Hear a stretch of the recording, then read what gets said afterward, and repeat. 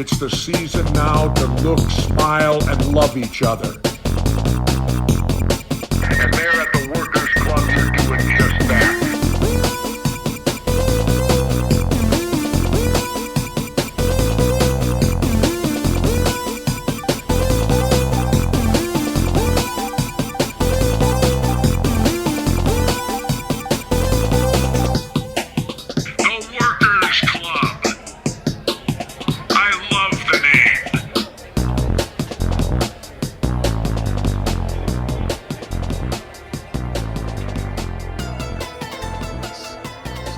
Listen to it and find out where you say and I say and where they line up. No. You're doing too much. You're doing too much. No, See, mine says recording right now. Recording. Okay.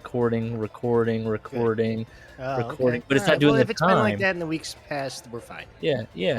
I'm just telling you, StreamYard is inconsistent as fuck, and it's never the same every week. That's our big bugaboo. Is if we invite somebody on, can they click a StreamYard link? And look, mine still says record. It doesn't even have a time. Just as recording. Maybe in the new place, I'll have like super great Wi-Fi. That's not some fiber. That's not what is it in the complex? It's like they're like you have to have this. We have a deal with the company. I'm assigned Wi-Fi. Yeah, I can get the different speeds, but then it's also like we got so much shit. Are you in an HOA? An HOA. Oh, no, in the new place? No. Okay. No, that was also a requisite. No, that's good. Because I want to do whatever I want. Yeah, that was a quote from me as we were looking around. We're not HOA people. We can't. I don't care how, for what, a pool that no one go like this ill-kept. Yeah. Pools are a liability, man. We're going to be the only people waddling down there to the community pool. Okay. At Ferrara. I was going to say something off the air, but it is wrestling related. Yeah, you know how my father said something today. He has the Shad Khan mentality. And I told him that when he told me, he goes, I'm going to start taking my money now because I want to see my kids get their inheritance. I'm like, let's do it, brother. That's Shad Khan's way of thinking. That's right. This is how you open your own money mark territory. Smoky Midwest has a backer. I like that. Here we go. I like that. Man, your dad acts. No wonder Larry's flying high in 2025. He's rolling in it. I've never spoken about this. There's an upside to having frugal parents. Yeah, look at him earnestly and be like, it's all going to go to the Workers Club podcast. The marketing needs to change. We need to get Look, cash flow's got kids to feed. We've got to give them happy. Who do you think had a better Christmas, Cash Flow or Al Snow? Cash Flow. He had his family. Oh, yeah, exactly. And I would say this, Cash Flow got a nice little check from the Tulsa King where he did the guest spot. He's like a halfway regular on that thing. You think he's got SAG is he really? benefits for a year? So now he's like, yeah, maybe he got Kids, you're all getting braces. I told you it'd work out. Look, Cash Flow, you just manifest it in the name. He's not going to do anything this year, so they'll have their braces on, and he won't have insurance anymore at the end of the year. Oh, no. No, he's like, Tulsa King Season 5 coming up. Here we go. He's sipping on moonshine. The kids are like, we're going to have another one. Merry Christmas, Cash Flow, and a Happy New Year to you and yours. Yeah, that's right. And to everybody we've done their books.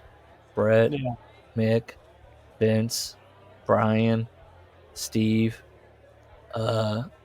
Larry, R.I.P., Ben, R.I.P. Yep.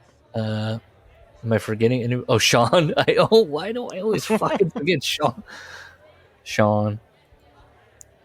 All right. I finished the book. It's not good. It almost broke me towards the end. I was like, really, if I had a red pen, it'd be just all over this thing. Like, you fucking goddamn Sorry, Ed. You're gonna It's get ravaged. front-loaded for sure, or just you keep hearing the same story, I guess. Mhm. Because even in the last 2 stories, someone bumps their head while following, and that's a I major know. crux of the story. There's a couple of notes I think I made at one point where I was like, "We've done this." Mhm. So we have so far in his new monsters, we have. Oh, what were they? Vampire. He was Oh gonna yeah, get vampire, some not vampire, and a haunted computer printer. Say Okay. cheese and die. Yes. Yeah. Okay, so now we have show and tell. And he clicks on the font, the font gimmick, and he selects handwriting, Comic and Sans. yeah, he selects, and he's like, here we go. All right, hold on, I should have done this beforehand where I make it so I can read it. Although I can tell, okay, come on, my computer, oh my fucking god, this has got to be happening right now. Get the hell off so I can read this fucking thing. I should be pausing this right now, but it's my whole thing. That's just okay. I want to. You were a Greatest regular moment of my career. regular I was like Sully Sully. burger. Yeah. You saved how many souls on that plane? 130. Oh my god. All right. Show and tell. Okay, I got it. It's all hooked up now. Okay. This is what it says in the handwriting, the Comic Sans there. Although I can tell you've got quite a good story here, it is unfortunately buried beneath a morass of heavy-handed exposition and unnatural dialogue. Strictly amateur hour, all capital. Rule number 1, don't tell me, show me. I said, is this a critique of Ed's work? We're 2 stories in, and they've been incredibly light on dialogue. Just wanted to note that. I gotta know, what do we got? Oh, yeah. We gotta do the cut. There's some tortilla chips. Oh, okay, cool. Yeah. I'm hungry, so I like seeing food. What are you drinking, Wilson? Wobble. Gluten-free beer? No. This is energy, caffeine, and THC. Oh, nice. Wow. And then What's I in have it? my How much? What are we dealing with here? Oh, just 10. Just Okay. 10. Just in some, I don't know. I heard I can say if this is a thing that happens in other places. 100 milligrams of caffeine, so a little bit more than a Red Bull. 100? I think isn't 80 a Red Bull? The Red Bull's got 180. Oh, 180. Okay, so a little 12 under ounce, than yeah. that. Okay. No, but I guess there's bars, like the hipster bars have THC drinks now. Why wouldn't they? They're great. I don't know. It never really dawned on me. There was a post in the I guess that's a Cleveland big Reddit. thing in Minnesota. Yeah. Okay. And then I also have my third double here. A little vodka martini in my old-fashioned glass. Good. Jalapeno olives here, my favorite. Love a jalapeno olive. Okay. So even this paragraph. Oh, hold on. So, and let's Poorly remember written. as we do this story, Ed teaches. That's his job, right? He teaches at Full Sail, correct? Creative writing, something like that. I don't think he did at the time. Not at the time, but that's what he does now, right? Mm-hmm. Yeah. So whoever's in charge of hiring there would have. It was probably scrubbed before he put the application in. That's why he took it down. That's why it's not for sale anymore. He was like, I can't have anybody if I'm going to be teaching this. Yeah, that's probably a smart. So it writes grade F. That's what this note says, grade F. Andrea looked up from her paper. Tears had welled to the brim of her pretty blue eyes. Michael Kelher? Is that? I don't know. You think it was him? Rule number 1: don't make a fake name that's that hard to say. Kelleher? Kill her. Is it kill her? Maybe. Michael Kelleher regarded her with a combination of pity and cocky self-righteousness. Oh, is this going to be a Larry Gus challenge? Is this going to be? What are you talking about? As in, can you guys give me a look? I can't even do it. I'm trying to. Yes, trying yes, to it work is. out. That is my note. Can you either of you give me a look of pity and cocky self-righteousness?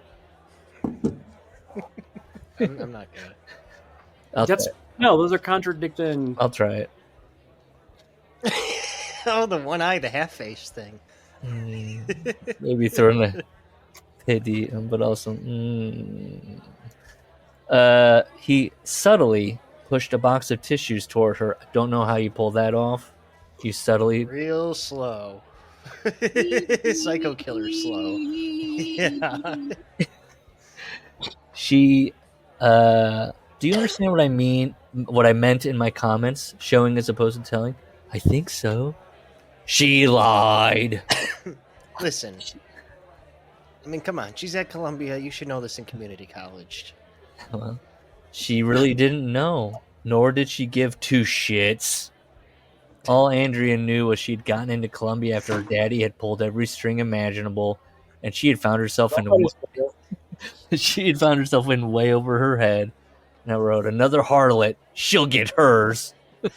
I think it was re-listening to the Sean Oliver, because I did that a couple of weeks ago, where he like swears as he's narrating, and you're just like, "Why are you swearing at me, bro?" Like, Yes, the narrator. Look, there's a couple stories where I'm like, where are we the narrator or are we the person? So I know that's your bugaboo. she was desperately treading water right now, tanking Keller's creative fiction writing seminar. So this is not even a class; it's a seminar. I'm confused. You got to give her a grade F. That would be the cold boot pressing down on top of her head, sending her glubbing and blubbing beneath the surface forever. This is just bad. It just fucking sucks. Like, a lot of times I was just like, this fucking sucks. Yes. When one of your characters is angry, you have them say, I'm angry. When they're confused, you have them say, I'm confused. This is ineffective, disengaging, and non-dynamic writing. This is bold to do this, where you start, like, critiquing writing. This is fucking bold. The balls on this guy. Allow me to demonstrate. Have you ever had an instructor or, like, teacher or professor, like, pull you aside and, like, dress you down like this? No. Or is this just a thing that happens to women? It might be. I had a woman, a teacher, once say that she was grading my paper, and she wrote in the margins, I was grading. This made me laugh out loud in a meeting. Bumped your grade up. And my father once told me, because I used to write in the margins of tests, if I, like, what is this question? Why are you, like, this is meant to trick me. This is not smart ass, huh? And then my dad was like, you got to stop that. You cannot do that. Somebody's going to take that the wrong way. And I was like, I don't like it. That shouldn't be part of testing. Should not be. It's about testing your knowledge, not being like, gotcha. No, I hated that shit too. Like, I was always a really good test taker because, like, I kind of worked backwards with, like, that shit. But, like, yeah, it does not actually test your knowledge of factual information. There shouldn't be trap questions. I would say, and then also, and I kept up when I was working in the education system, teaching reading and writing. Well, the teacher had one of those questions, and I went to them and said, a lot of the kids get tripped up on this one question. Everything else is fine, and you're purposely trying to trip them up, and that's not what we're trying to do here. So he's going to demonstrate to her. He reached across he takes her paper that she wrote, and he held it up beside his head, regarding it with a nod, telling, I think this is a piece of shit. And now showing.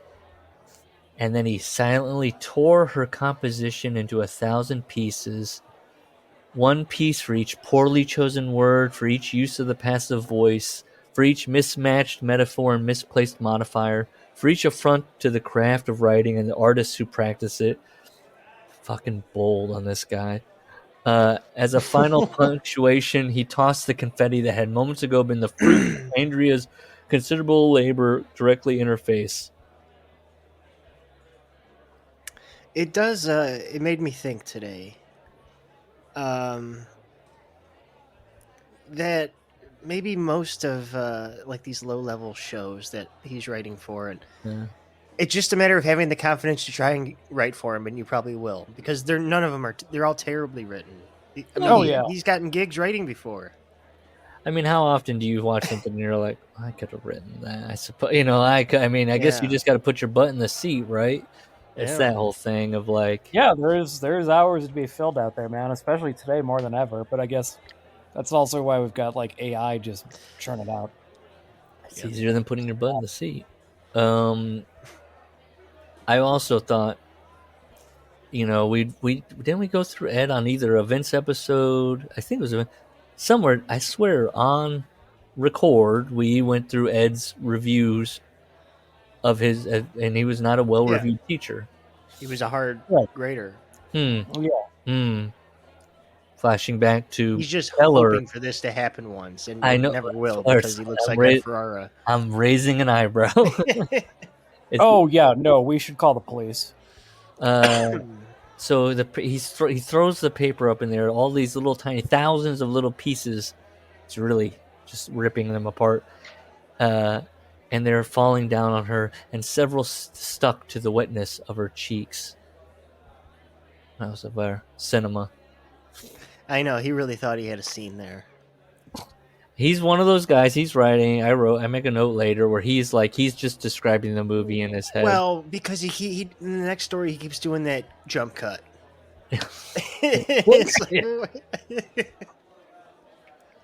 It's like when Russo said "time out." Yeah, time out. He's folding his arms, looking at the camera.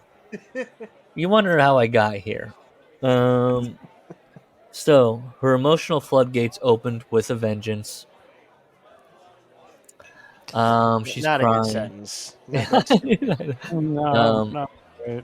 So they're talking. I don't have anything. It's just he's lulling her into like, you have potential, dear. And then he goes. He's talking about Dr. Hala. So he's like, I probably won't even be here. Yeah, I won't even be here. Yeah.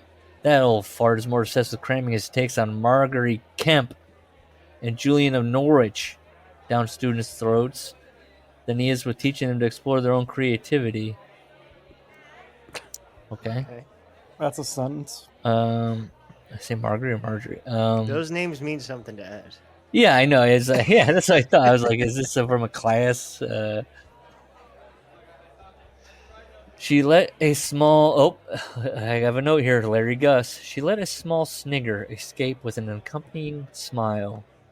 Oh, Larry's to you. So she likes that. She likes... she likes that. Small. A small snigger. Small. And then with the accompanying smile. Because she likes that. Oh, he's ripping on the old dusty dean, or the stodgy chair of the English department, the old fart. You know what? Now we're in her. It's her. He was a rather young and rebellious type in his own right, standing apart from the rest of the stuffy academic types in the English department, like a wino in a wedding party. Oh, very cool. You know what I'm talking about. Okay, so to underline this here, this is what Ed writes. He's got his Columbia sweatshirt on. He's crossing his legs, revealing a stylishly youthful hole in the left knee of his Levi's. Stylish. Was it Larry who was reading my erotica that I said him? He's like, what's with the brands? And I think I even wrote Levi's. And I was like, because it's fucking stupid and funny to write fucking brands. I think it was Russo's underwear. Is that what it was? I can't remember. Whatever. So they go, okay. Something also hit Andrea at that moment. As a professor, he was a ball buster, but as a man, He was pretty damn good looking. So then we're back with Keller, and he's thinking, I got another one on the line. So they're complimenting, they're going back and forth. And he says, she goes, thank you, Professor, Professor Keller. And he goes, first of all, thank you for your honesty. Secondly, you don't need to refer to me as professor. I'm merely an instructor, soon to be former instructor in these hallowed halls, no less. You want to fuck? He's got the mid-Atlantic accent. Oh, I just wrote, is he British now? The hallowed halls, no less. My dear boy, Dean. No. Oh, no.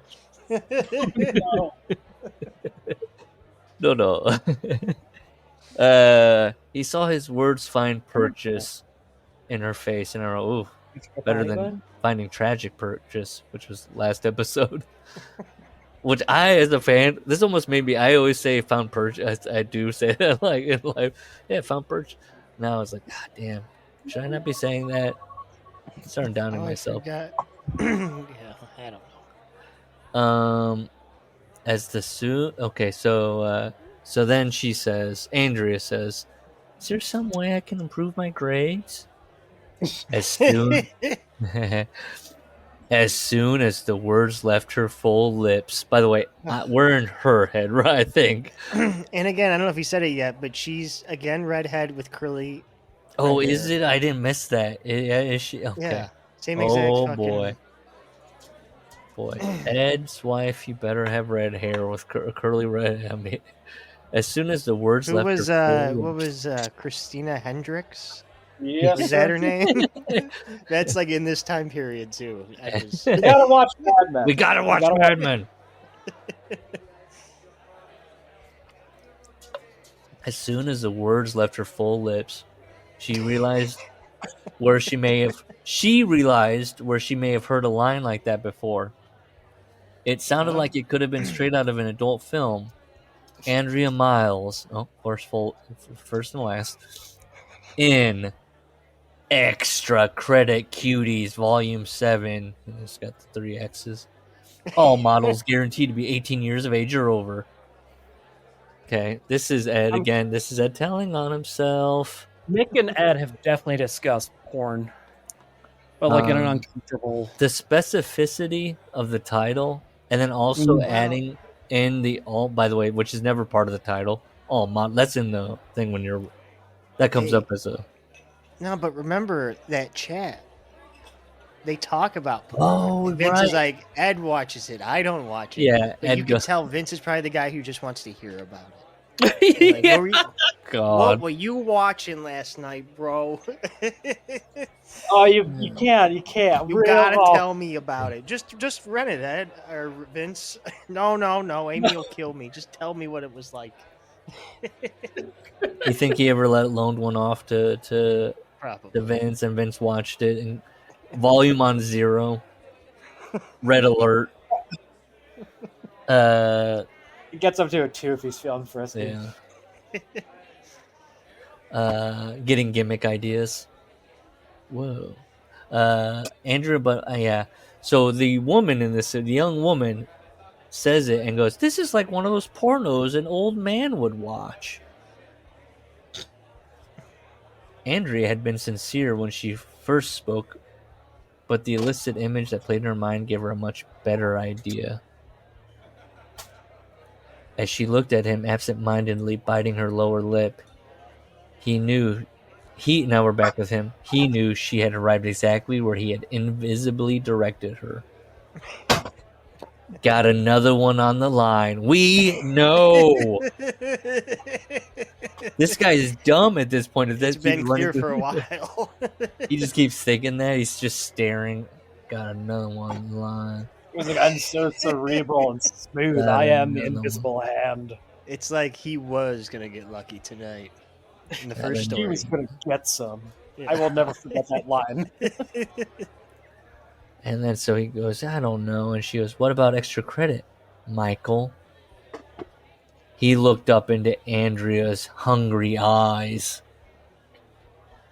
how he had always been this is how he'd always been successful playing this dangerous little game. Oh, this is where I wrote investigate Ed. And this is very Vince, like this little section. Michael Keller was different. However, every tight-assed, sexy co-ed he'd slept with since becoming an instructor, a number that was fast approaching triple digits, had seduced him. I said, so he's not. Wait, let's think about this, okay? He's not 30, but he's teaching at Columbia, so he has to have a PhD. Right. Yeah, pretty huge dick. So he's been there from what, ages 27 through 29? Yeah. And he's 33 girls a year? Well, I knew... Well, that's Does he even interact with that many female students a year? I also made a note where I was like, okay. I said, I know that he wants us to think of a higher triple-digit number, but I wrote, he's fast approaching 100. So he's fast approaching triple digits. So he's in the 80s or 90s. And then I was like, what's the math on this? What's going? And then also I wrote, from this guy's point of view, does Ed not understand power dynamics, or is he truly writing from this guy being a creep? And not only that, but if it's 30, so that's 16 a semester. Yeah. Even I know he tries to explain how it splits nicely and there's no hard feelings, but I don't know. 16 a semester. I think they're going to find out about each other. Oh no, this guy's a serial predator. It was 2003. That's one every week of school, basically. And all he has to do is rip up their paper in front of them. You stupid bitch. Works every time. Andrea rose from her seat, feeling empowered. See, this is why I made that note about Ed being like, does he not understand? Because Andrea, she feels empowered. She wanted it too, brother. Yeah. That's what he's thinking. Yeah. Andrea is feeling empowered for the first time since entering Keller's dimly lit office. Got a dimmer. And whenever a woman, he's like, Wade Keller? I know. Is this a shot? Michael, she allowed Michael a teasing glimpse down the front of her sweater. Can you think of an assignment for me, Michael? I could really use a good grade. Vince is like, the story gets so much. This is the best part of the story. It gets so dumb after this. So then they're looking at each other. He's looking her up and down. I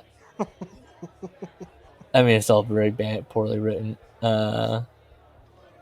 He put down his pen and grade book. Don't tell me. Show me. Andrea Miles earned a B+ in her creative fiction writing seminar that semester. What that mouth do?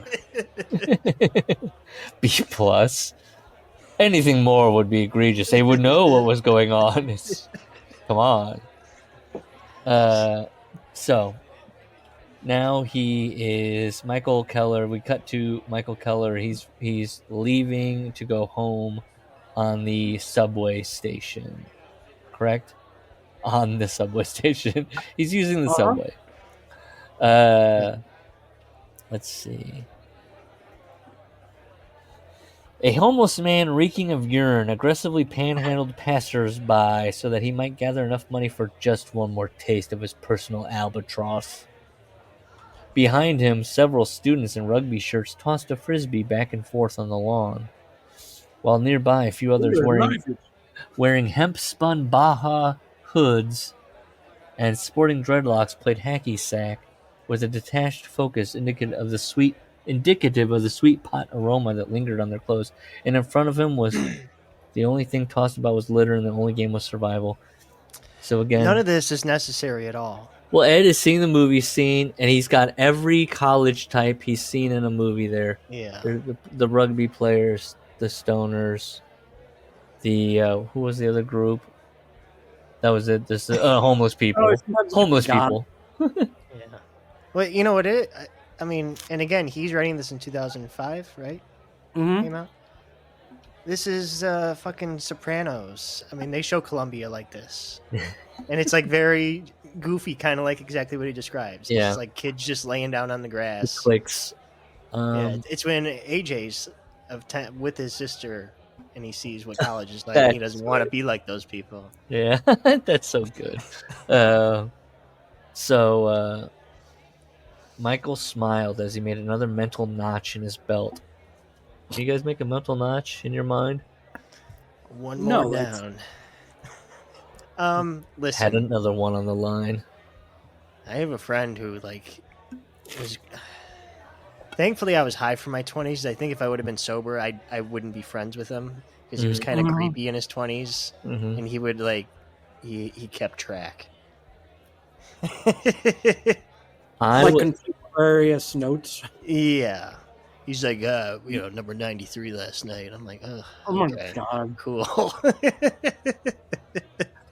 When I was a kid, I would tell myself, this is me being vulnerable. I would be like, I'm always remember every name and every person. I'm gonna be such a nice, and then no, it didn't happen. It didn't work out that way. Remember the names if you never know them. Andrea must have been one. Andrea must have one happy boyfriend. He thought, because she was damn good. God.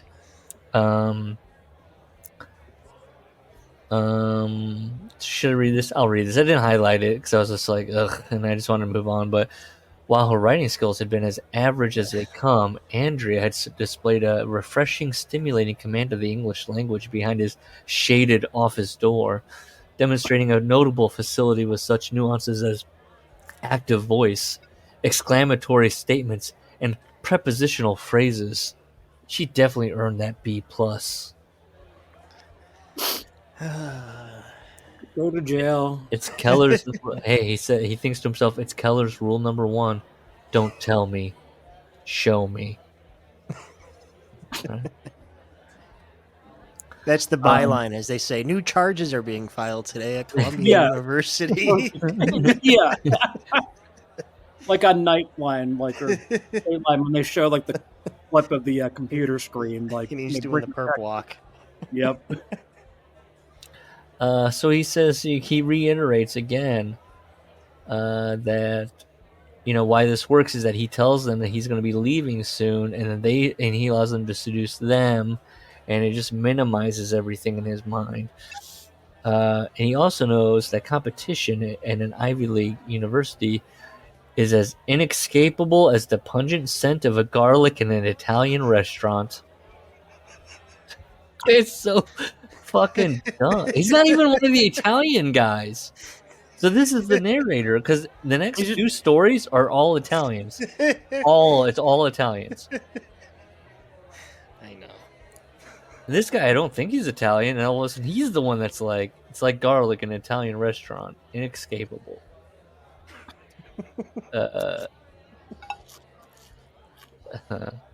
then he begins to think about all his past conquests, parentheses, and not in italics like other parentheses in this book. So there's, again, inconsistency.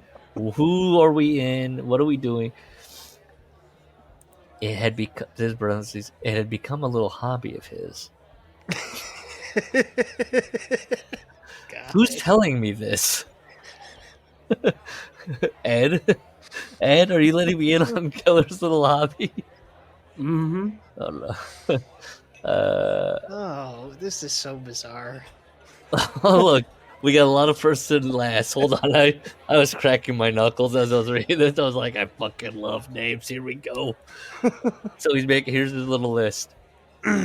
Shy, mousy, bookish types. Well, hang on, right there. That's exactly what the vampire girl was. Yes, yep, right.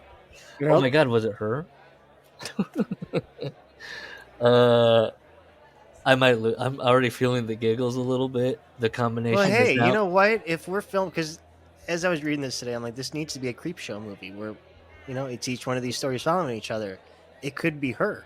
And that's her little cameo into this So film. you had a decent idea where it would be a book of dark consequences of women and their relationships, and they all are tied together. I mean, I might have expounded on your idea of just having one story connected to another. Yeah. We'll have to go through the dark consequences at the end. Please remind me that we need to figure out the dark consequences. So I might get giggly. I can already feel it. I think I've composed myself now. Here's the list of his conquests. Shy, mousy, bookish types like Kathleen Grogan. I'm going to try my best to compose myself for these names. Issa. Why do I like that? Issa Kramko had been almost stereotypical in their metamorphosis. You've never heard that name before, though. That's not a name. Issa Kramko? Kramko? Kramko? Like that doesn't look like something that's from a country. It's nothing. Yeah, you're an idiot, Ed. Probably might be Russian or Czech. Come see me after class, Ed. Did I Google certain names that I read to be like, what? And when I'll get to it. I'll bring up when I Google the name. Oh, yeah, it's going to get important next story. Okay, so Kathleen Grogan, Issa Kramko, they had been almost stereotypical in their metamorphoses into insatiable sexual wildcats. That's exactly what the vampire girl was. Remember? Ed likes a mousy girl that's a freak in the sheets. Giant tits. I hope he wasn't weird to SoCal Val. Of course he was. What did I feel like we should put in the YouTube Ferrara SoCal. Did SoCal Val wear glasses when she came into the building, and then she would take her glasses off and get in her gear, and then Ed's on alert. She comes in looking so proper, and then she turns into a little whore. He's just whispering to himself, tugging on that one earring on that one ear. Vince, did you see SoCal Val? He calls her SoCal Val. Peanut, come here. Peanut, come here. And Vince is like, "Don't get me started, bro. It's why I'm writing this this show. Have you seen my pilot? There's a little whore, a librarian. Whore. Girls like Andrea Miles, he labeled and filed in his mind along with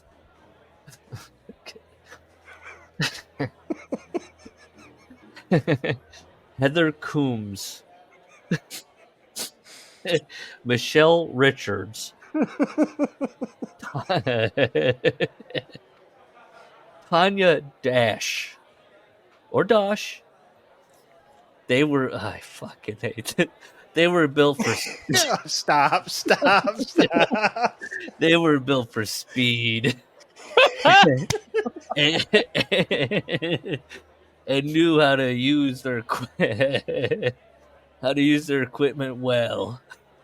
He means pussies, right? Yep. Pussies or and the tits. butthole. Maybe the mouth. Yeah. Use their equipment. Ed's wife. Or anybody that the friend that did the editing. What do you mean by it? Can you just make it equipment or something? He had written it all out. They knew how to use all their holes. Can you just censor this? Years of experience. They're in college. Yeah, likely from years of practice. I wrote that to where it was like, they're college kids. What are you talking about? They're all abused at Columbia. They're whores. These aren't social. No, nerds. No. In the English program.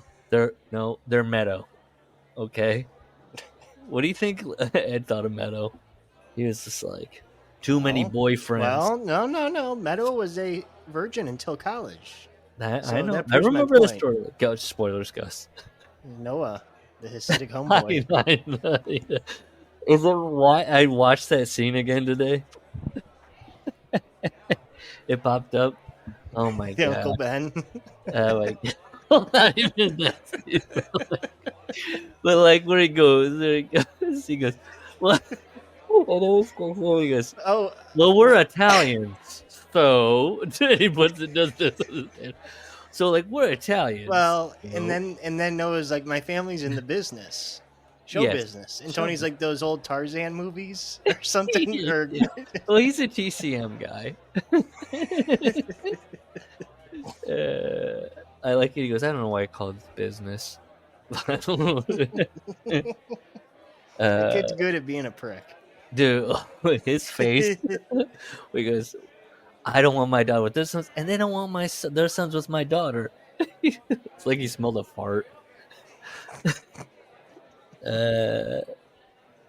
His Okay. fucking pretentious movie talk.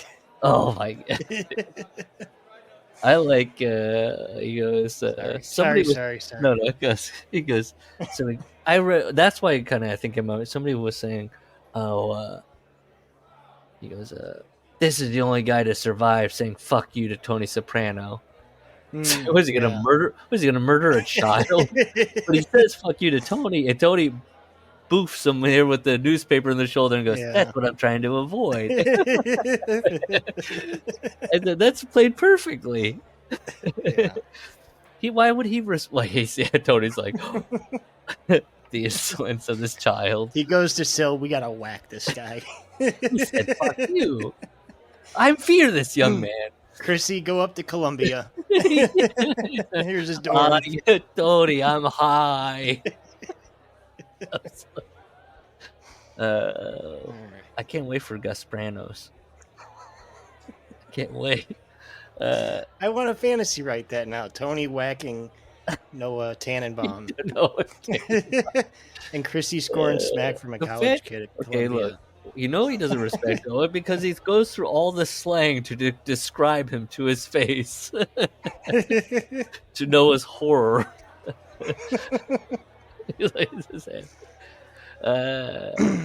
Okay, so here we go. Tanya Dash. They were built for speed. They're years of practice. These are real names. Hell, I don't know if I can get this Not one. this one. Fucking this is. I was giggling. Janice Van Arsdale. Karen Tipwell. You know what these are? Oh, he's so fucking dumb. These are future academics. These are like rich women, I think. Okay. Who didn't even need the extra credit points. Yeah, they're the intellectual. That's why it's Janice Van Arsdale. I see. You know, in America we'd say Vanna Asdale. Yes. But Pete would say Van Arsdale. Karen Tipwell. They just got off on by means of injection.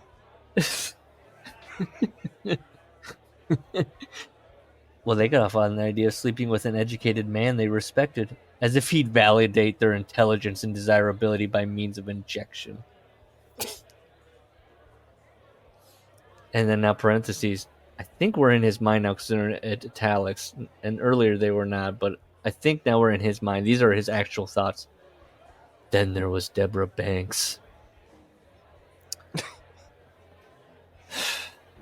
She's got fiery curls. Long, beautiful ringlets and fiery curls. Can you pause for 1 second? Okay. I didn't well, now I'm recording while I'll repeat it. When you said pause, I paused it. And a little joke, I said, oh, he's pulling his pants down. He's pulling his penis out. He's getting ready for Ed's writing. That's his little prep. Good. Yeah, we had then we talked about Norm Macdonald. It was great. I was trying to explain my love of names. And then if somebody's got like a little list of names, and then we were talking about just dryly reading a list of names. It's like, it's one of those things that's tough to try to be random about if you're inventing them. I've talked to you about my right. I think I've shown you my right. I love a good stupid name, but I also like, I'm being stupid on purpose. I don't think Ed's trying to be stupid. So when I write like Octavius Nixon as a name, I'm just being a jerk off, a young jerk off. The Ed, I don't know where. Yeah, he's coming up with these. I don't know. Maybe he is having a good old time. Deborah Banks though seems like a name that he's like, what's a good name for this kind of? with the fiery ringlets of hair. So like I'm gonna put a little movie scene. I'm gonna put an actor to this. I'm picturing what's the gal that's in the Natasha Lyonne. Picturing a young Natasha Lyonne here. Okay. Colin, feel free to use that in your imagination. Okay.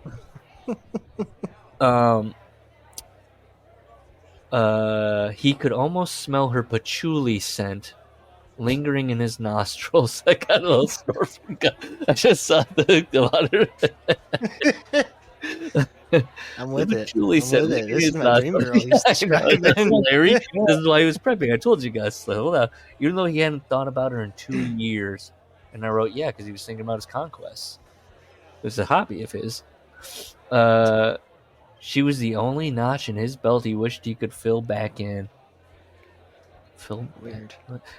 It ended badly with Deborah, despite all the precautions he'd taken, which is just to like do 2 lies. I'm leaving soon, and you stink. This guy is like getting close to 100 here, and there's only one that he'd be like, yeah. Yeah, the one that's okay. I mean, with very rare exceptions, I'm like, let's talk. She was on a probational scholarship with biannual evaluations. So the grade is important. And Keller saw this vulnerability, swooped down on it like a hungry priapic hawk. Stop it. I know. That's the dumbest. Well, I just wrote a hard hawk. I guess if Ed can't write that, he's already spent his horniness. He thinks that's the best word in the whole story. Well, yeah, it's weird to write like just fucking turgid hawk, just fucking fucking hard. Yeah. A horny little hawk. He was so happy when he found that word, when he was like synonyms. Hard. Let's see. They had shared flashed through Keller's mind in the blink of a cold, unfeeling eye. You ever feel like your mind's like that? Like a cold, unfeeling eye? Yeah, of course. There's so many times I was reading this book, I was like, flash forward to me being like, you ever feel like that? So he doesn't know what happened to her. Maybe she had decided to just chuck it all and follow fish around the country. And I was like, fucking Larry! Fucking fish reference. You know how you do. It's not Grateful Dead. Look, we're in 2003, folks. You're not following around the Grateful Dead. You're following around fish. Or rubber band string incident. Whatever, cheese string incident. Whatever that band is that one a gal I hired once was like, I love. Look, like I said, I only know about it. You mean Michael Kang and String Cheese Incident? Look, they have an electric mandolin player instead of a guitar player. There was this might have been my first introduction. I had brought a gal under the crew that was a hip dip. Later, you would have and would love. I actually don't like those people really that much. I can't even dox her right now. I want to talk her up though. Right now, we're still. I mean, they're cool, but I don't really like the scene. Okay. Oh, and this guy also was telling me once, I never heard about Dungeons and Dragons before. I'm somebody that found first was shown Star Wars in his teens. Never even had heard of it. And so like this, now I'm in like my 20s. I never had heard of Dungeons and Dragons until this gal was talking about some. She was, what to me was described. She was like, we're vampires. It wasn't D&D, but it was like a thing. And then where she was like, we role play as it and we roll dice. And I was like, what the fuck are you talking about right now? You do this with guys? I was kind of the same way. I was in my 20s. I didn't know what it was. It was blowing my mind. And then someone was like, you just make up the rules as you go along. And that it wrecked my brain for a couple of years. I never sought to play it because I would rather do anything. She was like, you should come and play it and you would like it. And I was like, this sounds like the exact opposite of what I would like. What are you talking about? You just want me to go in there and make fun of everybody? Like, what are you doing to these guys? People, yeah, that's a great crew. There's the, creepy guy that's been taking creep shots. He's got a van. Yeah. He shows up in a van. Well, now I wish, now I really I've asked people, hey, bring me in. I want to play the Dungeons and Dragons. I want to do it. Okay, I set up a character once because we were gonna start me, the wife, this kid, this my junkie friend, and one other my coworker, and so we all came over here and we all picked a character. It took like 40 minutes each, and because my friend was gonna be the Dragon Master. And that just took so long. I'm like, I don't ever want to do this again. That was kind of my experience too, and it was like, and it was all just, I don't know, it was awkward, it was uncomfortable. I was just reading from the book. Okay, let me see what that means. You rolled a 10. And then people like get like kind of weird like about like you doing things or not doing things, and Yes. I've been told that I've had both versions. I had one both where anytime I ask somebody I want to do it, they say, you wanted to derail things. That's what you like to do. Derail, cheat. You're just not a great to play games with or any kind of thing with. You're going to not play by the rules or want to change. And then this will derail. You're going to make everybody mad because they'll want to, we agree. We're going to do this thing. And you're going to be like, what if this guy does this? It'll only amuse yourself. And then I was like, well, I'll do it myself.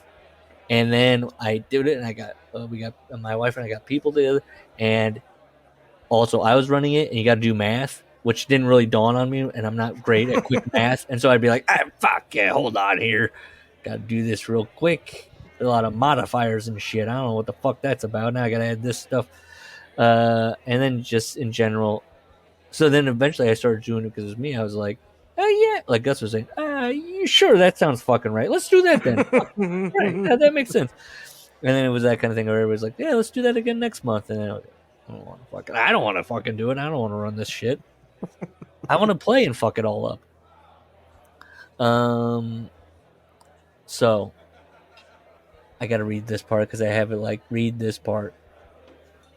So he's in the subway. He's thinking about that she had been. Maybe she's just selling jewelry, hemp jewelry, of course. He's on the train. But this is what I thought about all that. I don't think Vince Russo has any hand on reality. Like, he wouldn't know anything about that. At least Ed seems a little cultured.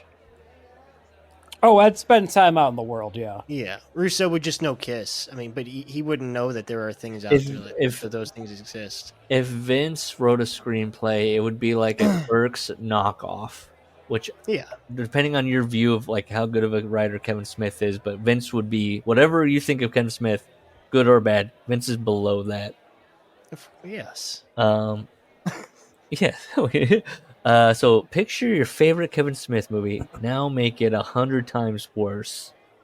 That's the Vince Russo growing up calling into the wrestling radio show. I almost got so fucking fired up. I was like, what if we wrote a fucking script about a Vince Russo character?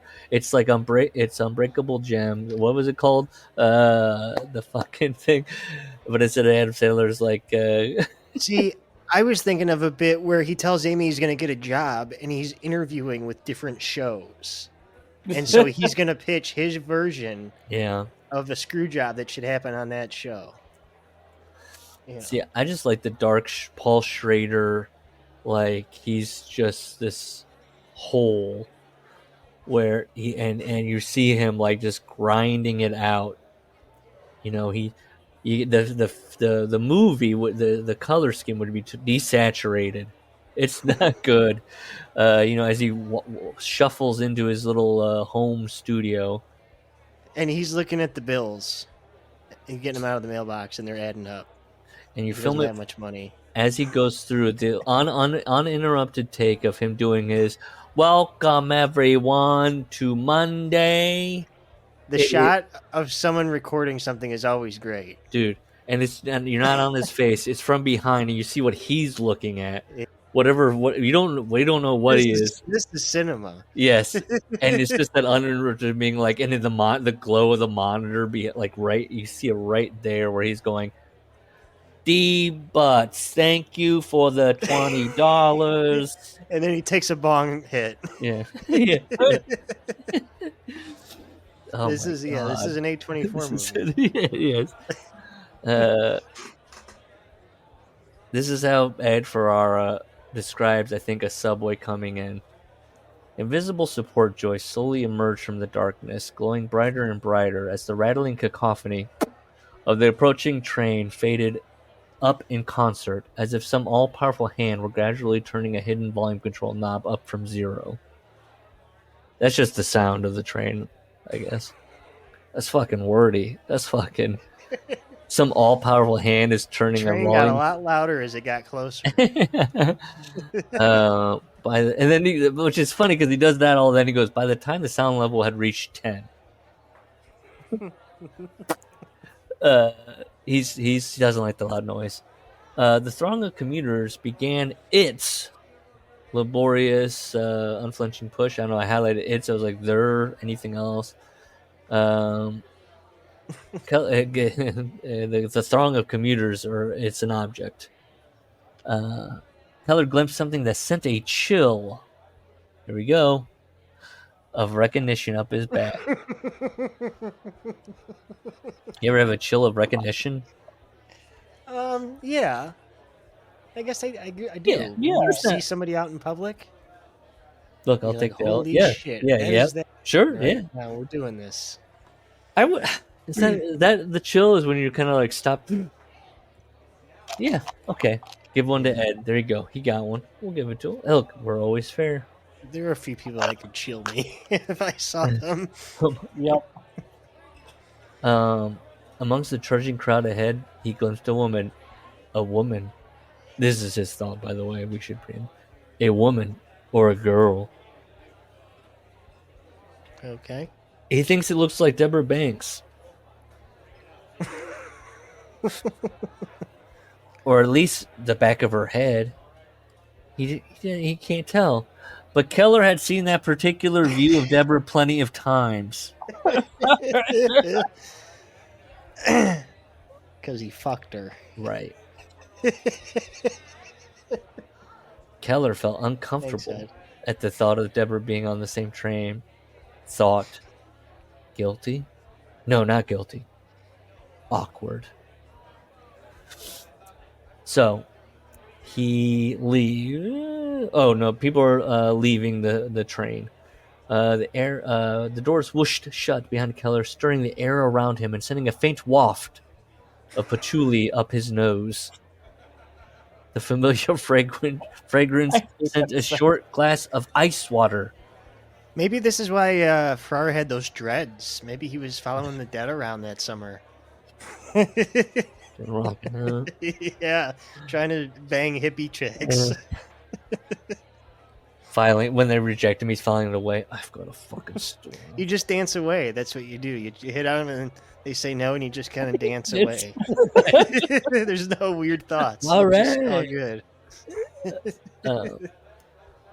The familiar fragrance sent a short glass of ice water coursing through his veins, only to gather in his groin before dissipating. Oh, I did have a thing. He wrote a faint waft of patchouli up his nose. Ed wrote familiar scent, and then sent that, and then wrote, and then went, wait a minute, it's familiar scent. I can't do that. And then changed that to fragrance to break up the scent words. Yeah. I also wrote a short glass. Anyways, we got chills again. A short glass. That's what I was hanging. I was like, a short glass of ice water.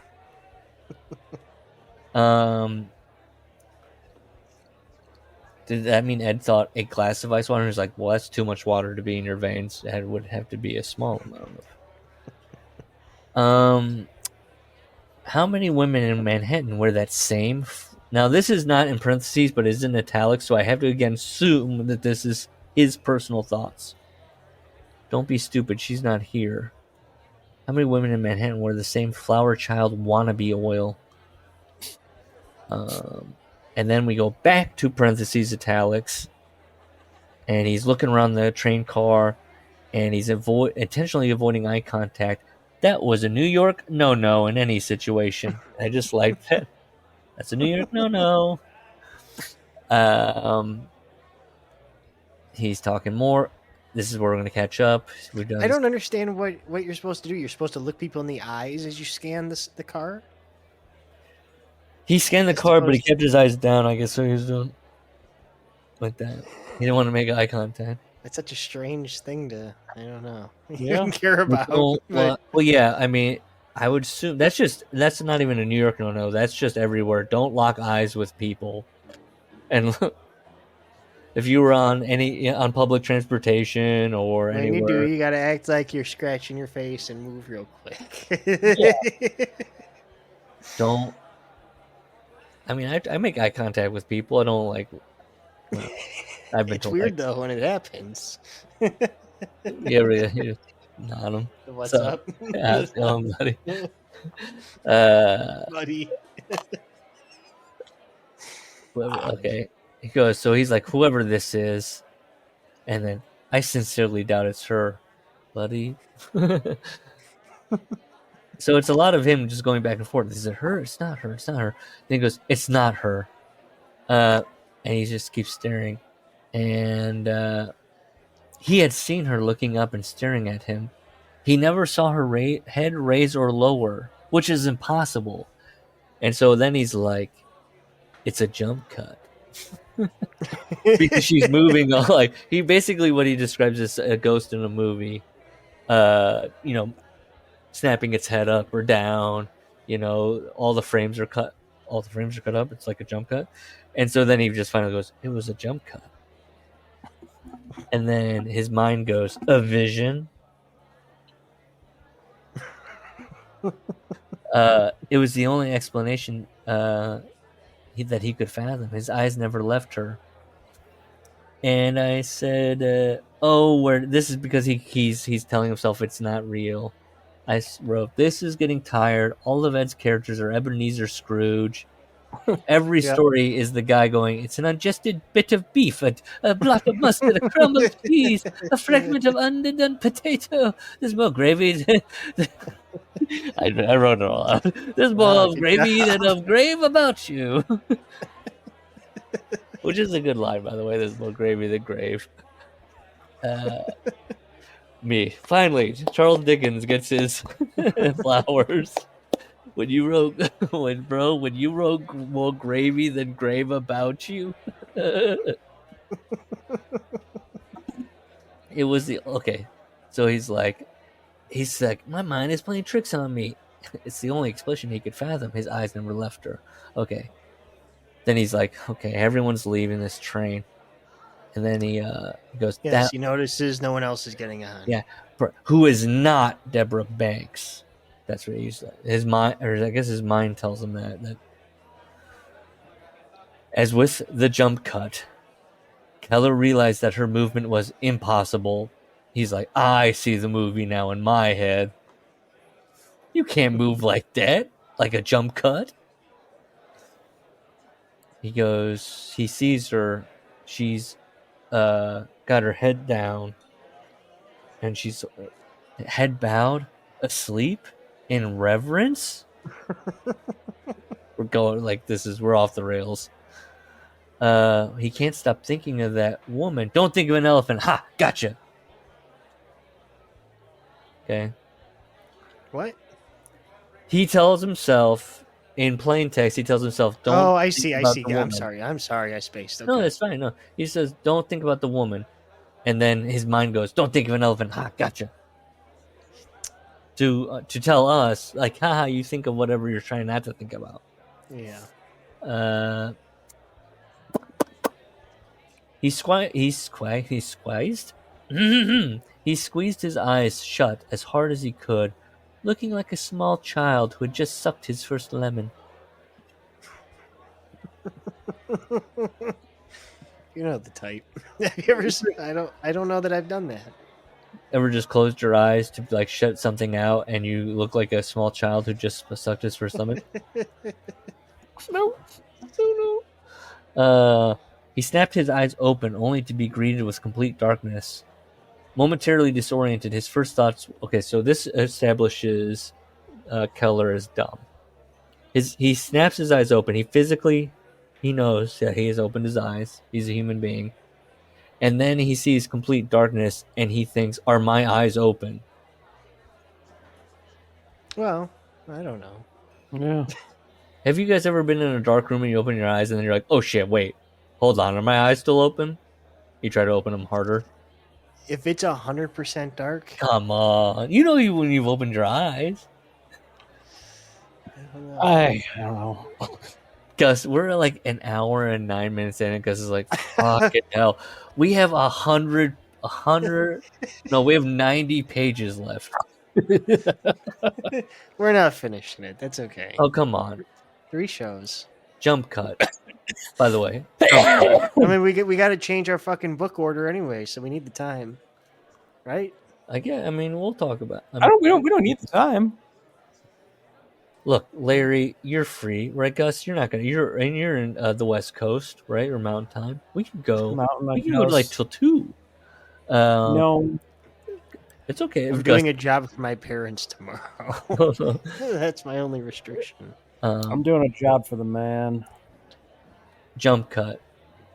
It was Deborah Banks, and she's doing the ghost thing of like getting closer to him from the train. Like she's sitting at the end of the train, or he saw her outside of the train. Now she's in the train. She's the movie ghost. She's showing up closer and closer. She's blank. She's expressionless. She's staring. It was Deborah Banks. Keller gasped and tasted patchouli in the air. God. Even as last remnants of the giggle. Oh, now she's giggling. Is that where I heard it? Thought. That's a thought.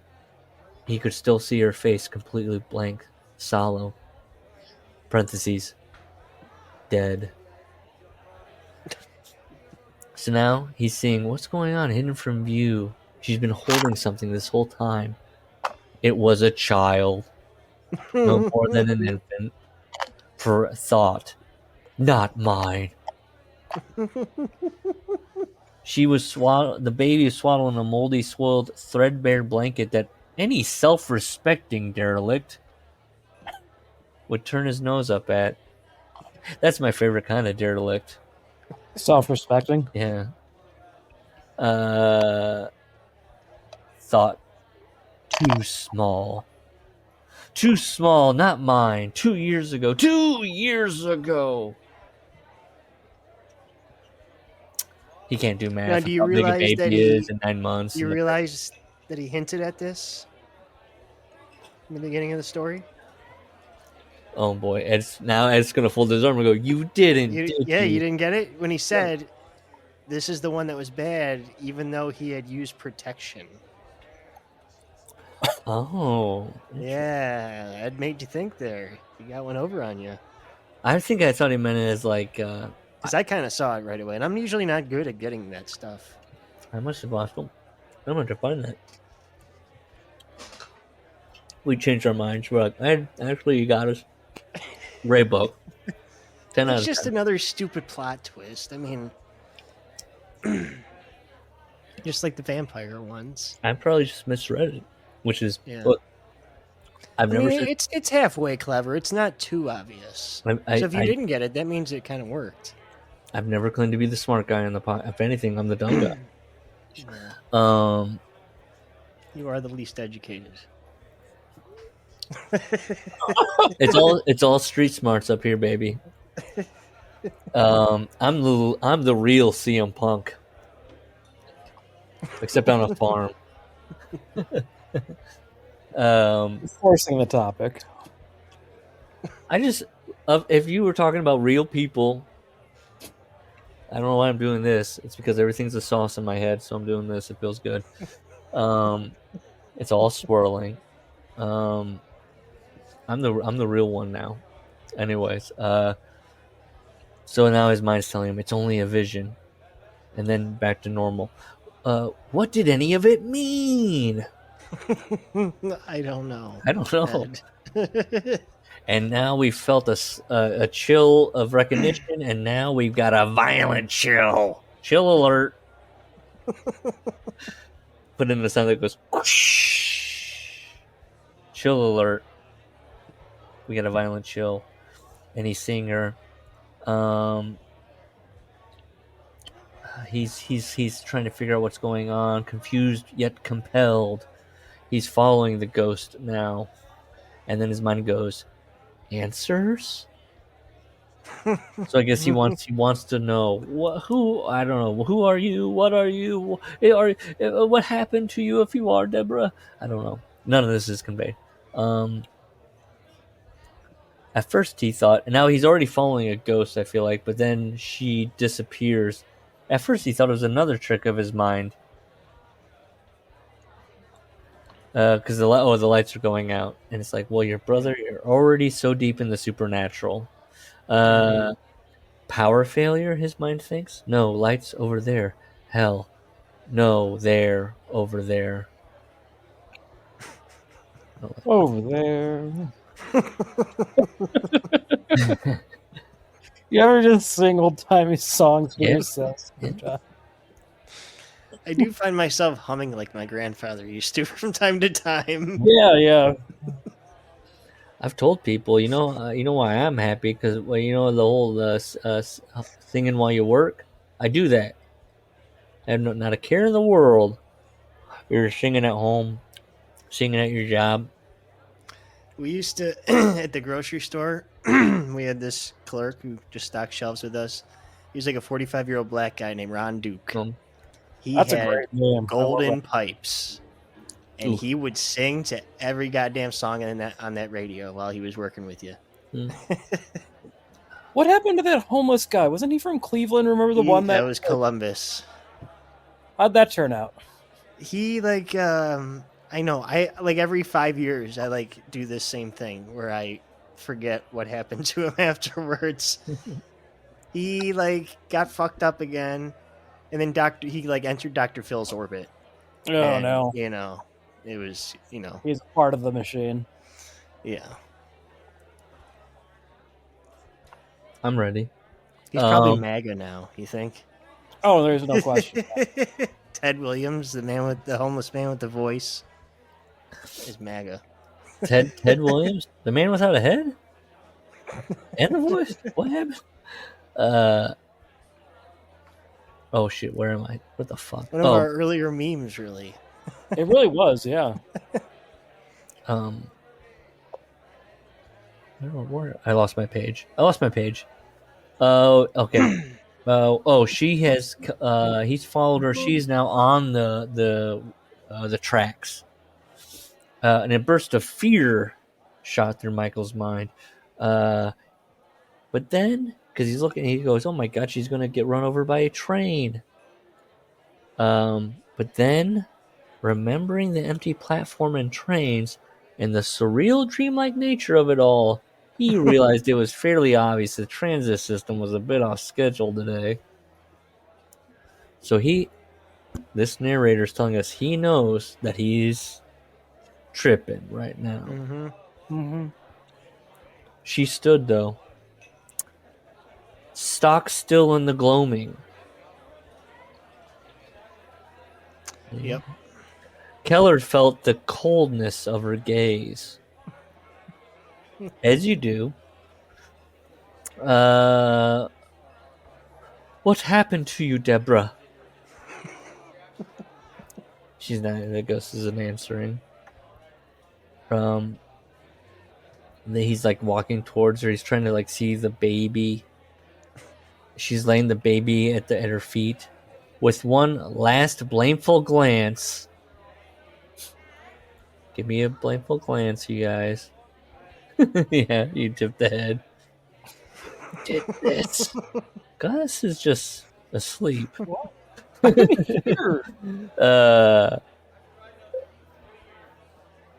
She was lying on the track. Okay, she was lying on the tracks as if she had jumped.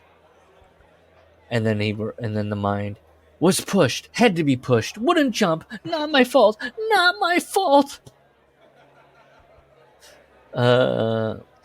He's like Allen Ginsberg, kind of stream of consciousness Yeah. kind of inner monologue. Something that we agreed at Columbia. And he does it in conjunction with the narrator. The narrator will say something. He'll do a little button on it.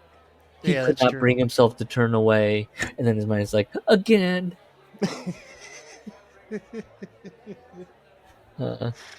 Keller again heard the same girlish giggle as before. Not the one from, or that's a separate woman. It's kind of Joycean. I'm the least educated one of all of us. Okay. How much Joyce do you think I've read? There's only 3 of them. There's only 3 books. I mean, 3. I'm like Vince now. More than 0. I think he read Dubliners and then he wrote this story. Is what I'm saying. Deborah Banks once again cradling an unmoving child in her arms. She was smiling at him, but it wasn't a warm, caring smile. It was more the self-satisfied, triumphant variety. Okay. I don't know, man. The dreamlike quality of his journey became in that instant. You know, in the movie where she smiles, she's like, gotcha. In that instant, the dreamlike quality of his journey became a nightmare for Keller. It feels like it was already a nightmare, right, Gus? It does. She continued to smile her victorious, chilling smile. Her victorious, chilling smile. Briefly, I got me this more. Briefly raising and lowering the brows above her piercing eyes. Gotcha. Gotcha.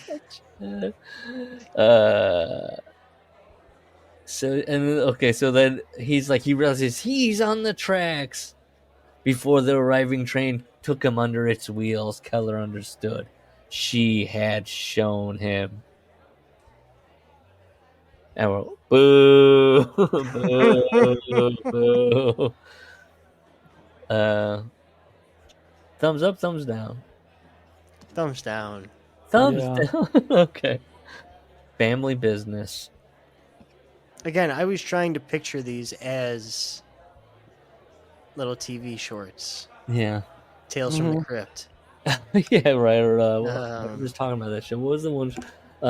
Gus, you know what was the Back to Fiction was the one I brought up last week. Oh, what was the Twilight Zone? And then what was the one they had in the Outer Limits? Outer Limits, right? Yes. The one we all kind of watched some episodes last year. Yes. Yeah. Outer Limits. Give me an Ed Ferrara Outer Limits. That's what these feel like to me. Yeah, no, they're... It's a guy it's Vince Russo explaining an Outer Limits episode to you. Family business. Joe Grimaldi. First last. I wish Gus watched The Sopranos because this is Sopranos fan fiction. Yeah. Joe Grimaldi was in his Grimaldi is a name. Yeah, I looked Sopranos, up. That's Dan Grimaldi. He played Patsy. I also just Googled straight flat out Joe Grimaldi, and I was like, well, it's a hockey player, and then it was Vincent.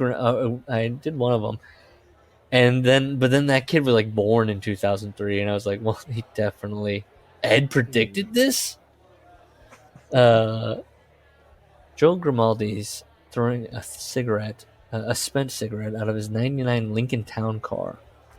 It was salt stained. Because he lives down the shore. Yeah, right? That's my wife, and I was like, salt stained. And she was like, yeah. Okay. Marlboro 100, he lit up. A nagging wave of dread spread over him. What did I write here? What do I got? Can't see. I moved it away. Oh, this is gonna be so worth it. It's gonna be so worth it. Waves spread over him. He's gonna kill his mother. Oh, this is not worth it. Shocking. Wave of dread spread over him. I was like, that's not how waves work. Washed over you, rolled over you. Told you. Got him. Preventing him from getting out of the car just yet. After all, it wasn't. Oh, fucking hell. What if you said a pat of dread spread over him? like Then it would make sense. like butter melted over him? Well, it would spread. Oh, wait. Oh yeah, I know. Yeah, I can't write melted. That sounds soothing. Oh, this isn't working anymore. Where I look at the thing on the notes on the deal. So it implies he's gonna end his mother's life. Just come on, we gotta give him. Yes, okay. After all, it wasn't every day that a son got to end his mother's life as she knew it. Not that she'd know it anyways, in italics, so that's a thought. She was now a living ghost, rattling her chains. Rattling her chains. I wrote, yes, she's Jacob Marley. No one entered, no one left. He's looking at his store. It was dead, or if not dead, at least dying. And I wrote, just keep it dead. Just leave it at that. Because he does keep, in this story, this is just a bugaboo throughout the story, he keeps switching between it's very successful, and that's why we've got to save it, and also it's dead, and or like it's so bad, and also that's why. It was dead already. It was Grimaldi's original meat shop.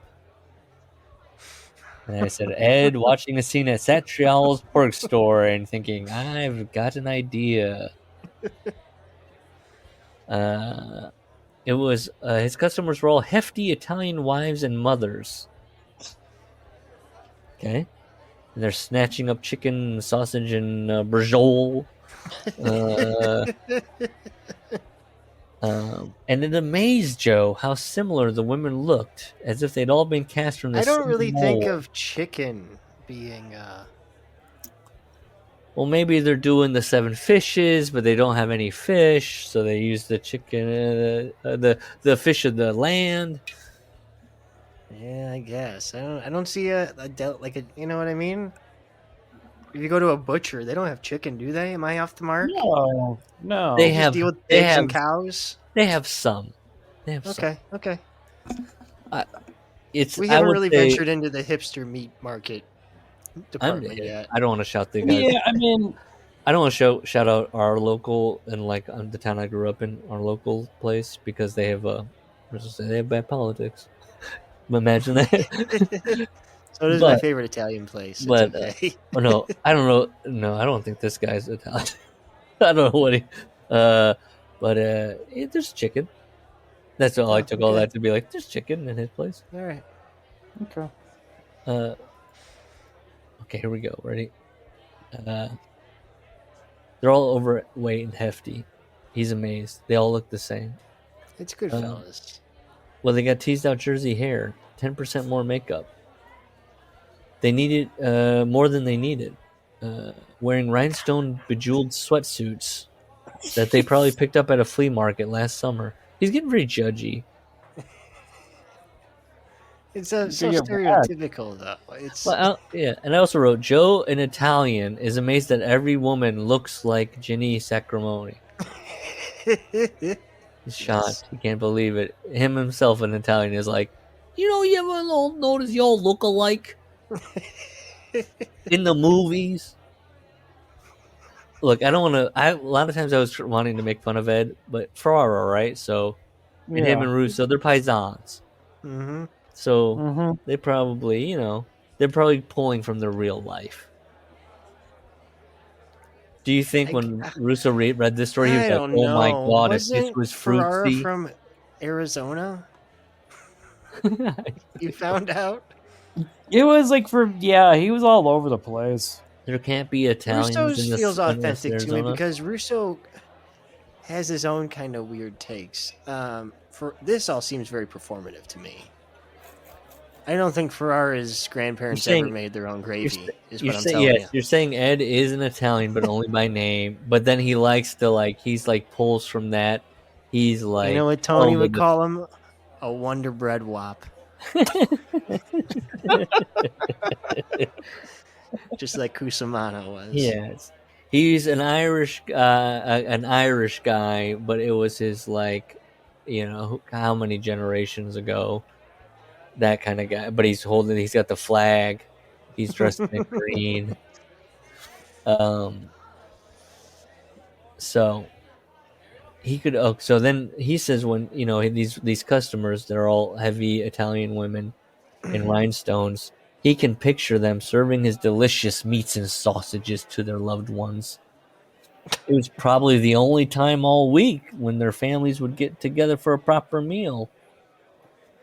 I had a thing here. That's what the world's missing nowadays. I wrote, oh, you lose the word anymore. It doesn't need to read like that. Because then Ed had some thoughts as he was writing this about people not getting together anymore. And I wrote, whatever happened to the Gary Coopers? And then he never went back and changed it. He just had accidentally left that little rant in there a little bit.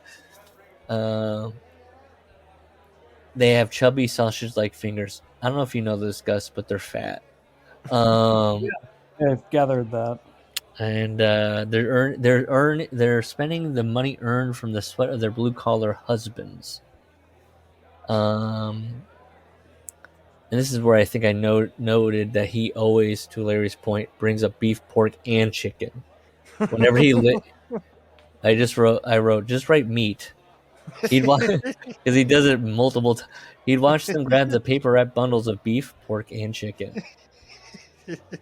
And then guess what? When they had their meat, Gus, they'd waddled back out the door because they're fucking fat.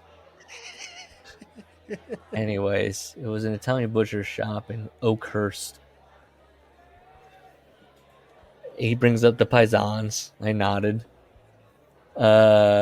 They know that they can get the meat at Grimaldi's, not at Pathmark or ShopRite or Acme. Russo was in on the Pathmark, remember? Yeah. He said something about that. Yes. to them. I should text my Jersey friend and ask him about the Pathmark. Just text him Pathmark meat? Question mark. I'm gonna do that. Quality? Question mark. What do you hate? Do you go to Grimaldi's? He's from Mawa, near Booton, where Jackie Jr. was in the projects. Learning chess. He's in an episode of The Wire all of a sudden. That's a good move. I'm gonna go take an ill-advised walk. Hey, look at that! The Picky Painters. They want your boy. The Picky Painters? It's a company I applied to. I got an offer. Oh, yeah. I was like, who's my boy? CM Punk? No, why?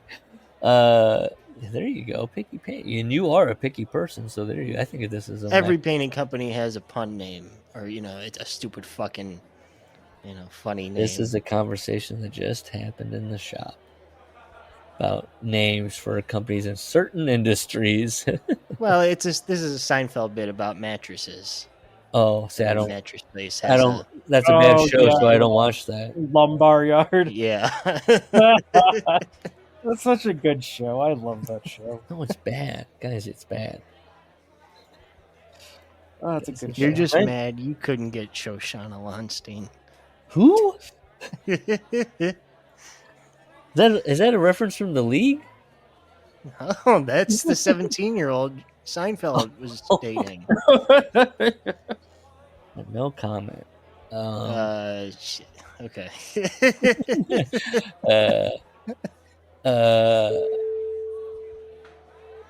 Was she? Are they still together? So, I'm gonna take that off. 128.40.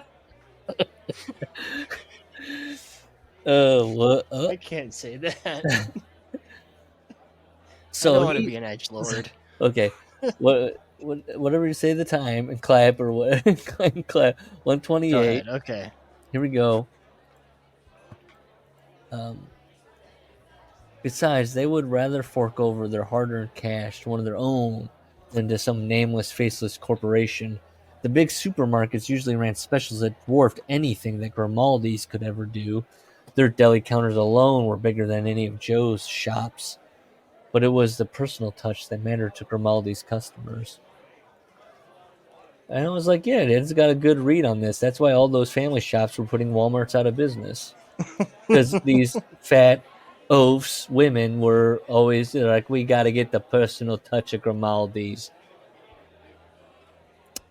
So Joe or one of his loyal assistants are going to greet customers with the, "Hey, how you doing, Mrs. Capriati?" Oh, I love that when I walk into a store. Well, I was at a store tonight. Well, I get that at the gas station. Do you? My boy knows my order when I go in there, Okay. and has it ready for me at the So you counter. do you do the hand? Well, he's Indian, so it's just, "Hey, what's up, brother?"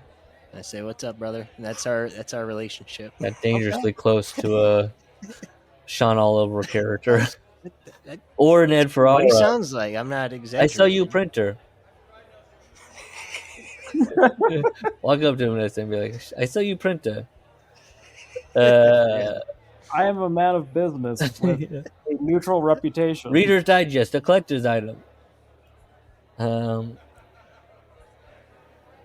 Okay, this is where I don't know if Ed's ever actually been in a grocery store or a meat shop or anything. Here we go, because this is the person. So he goes, "Hey, Mrs. Capriati, you know, they never had these customers that come to Grimaldi's. They never had to deal with a high school student tossing their pre-sliced gabagool into a sterile Ziploc bag." Pre-sliced gabagool. Well done. Yeah, pre-sliced gabagool into a sterile Ziploc bag. And I wrote, I actually, at my New Year's Day dinner party I was at, where we were talking about Queer Eye, they had lunch meat, and the guy is Italian. I said, "You don't got any gabagool?" And the woman of the house was like, "What is that again?" I'm like, my heart was broken that she didn't know. Oh, The guy didn't put a hand on your shoulder and be like, "You're being super racist right now, bro." He's self-effacing. Okay, yeah. It seems like every Italian I know is like that. It was like, No. I'm Italian, baby. I've heard him use the phrase greaseball before. Okay. I might have. I don't know if my friend has always appreciated what I've said. In like solidarity. I always think of the joke Stanley Green tells in that Kill the Irishman movie about where they get the word "wop" from. You remember that stupid joke? Tell it, because I don't remember it. You ever throw a piece of shit at the wall? That's the sound it makes. Wop. So stupid. right. It was so bad, it just sticks with me. I know what I'm thinking right now. I wish I could remember. This is Smilson. Go to the Smilson. Remember, he had a string of ethnic jokes. For Yeah, that's what I'm trying to remember when he's like, talking to the Scottish guy. Yeah. Eat haggis, brah. Check and mate. Look at my green carpet. I'm I wish Gus had watched that movie with us. Dude, Gus, go watch that Otherwise, movie. you'll never watch it. Gus, I don't know what's the timestamp, but load up the Smilson episode about this, or Dear Tony, or whatever, and play it. I don't know what Mark. Oh, that's play right. it. You did a watch along because you hadn't finished it. It's so funny. There's 20 minutes of me watching the movie and Larry going, "We're not watching the whole thing, are we? Hold on, we're not watching the whole thing." And I'm going, "Baby." Oh no. That's a good movie. I'm thankful that Larry put that movie. Colin, watch Kill the Irishman. It's so good. I bet that's something Colin's seen. Yeah, he wrote a paper. Bobby on it. Bacala was in it, remember? He is. He is in it. He is in it. Oh, there's so many. So was Larry Boy man. Parisi, I think. Colin, if you you will love my thoughts on this movie. It's and then Larry's got the Cleveland history. But you know what? That came up at Christmas. Fucking Danny Green. Yeah, Again, yeah, I told yeah. you Clevelanders just fucking love to talk about it. And then it came up at New Year's too. So it's come up twice in the past 2 weeks. And you immediately were like, "You different gotta company. listen to this podcast." And they're I have my own jerk off story about it. So I oh, you know just added it. You didn't tell you weren't going. You've got to listen to this guy. I don't even share it anymore. I just wrote so they're throwing the pre-sliced, but that is like I've never even been to a grocery store where it's like there's like where they try to sell it. It's like manager special where it's extra from slicing the weight. But generally, they always cut it in front of you. They don't have pre-slice. Am I wrong on this? Well, I mean, you can buy the package. Yeah, but he's saying at these. No, the deli out here has got like pre-sliced over-the-counter stuff. Yes. So, like if you just grab stuff to go, I was without having to wait in line, you can get like a pound of turkey that was sliced that day, just not in front of you. Yeah, and I'm with him when he's saying it's a sliced pre-sliced gabagool. I'm picturing a kid with this. I guess he's putting a sleeve on wax. He's shaking it loose into the sterile bag. Is they're just taking the hunk and slicing it? And I wrote Grimaldi's. The bag is dirty. I guess so. Yeah. What kind of a place uses a Ziploc bag? Well, then he's thinking of like a major grocery store where it's like, but that's. They don't even do that. I write later. They've got like the little. It's not a Ziploc bag, but it's the same material, and it's like not the ones that. And they wrap it with. That's true. Too. Okay, thank you. Yep. They take the We're spending a retarded amount of time on this. Well, move on, Wilson. Hold on. Ed says there was a sell-by date on the computer printed labels, but who the hell knew how long this stuff had really been sitting there? And I wanted to ask you guys, is Ed dumb or is he writing Joe as dumb for not understanding how food expiration and how that would, the thought on that and... Peanut, go potty, bud. What do you mean? Well, I mean... Peanut, go potty. He's like, yeah, sure, I had a sell-by date. What does that even mean? Like, who knows how long? Like, was he eating it too soon or too late? He thinks it's old because it's pre-sliced and it's been sitting there a long time. God. I guess. But they would put the sell-by date and they'd be like, one day, manager special, this has got to go. I know. Who had carved it? Oh, and also, the people that they go to Grimaldi's, they want to know who carved it up that morning. Right in front of them. I never fucked with the meat department. When I managed the grocery store, I just let them do their own thing. I didn't want to know about the meat department. I didn't know how it worked. They're intimidating. They've got their own. They have their own union. Yeah, exactly. Yep, they were, man. They had a sweet gig, at least back in the day, like at my place. Yeah. Have you guys ever bought a steak at a grocery store or anything like that? Any kind of yeah. What do they put it in? Like a butcher's paper, and then No, Gus, they didn't. That's the Grimaldi way. He doesn't explain what the grocery store I get it is. on the piece of styrofoam with the saran wrap over top. That's his example, which is again you're talking about a major grocery store. Yeah. We give you chicken. We give your chicken breast. Oh, you see, I'm acting like I'm not a snob about meat, but we actually get seconds of a whole cow and a whole pig every year.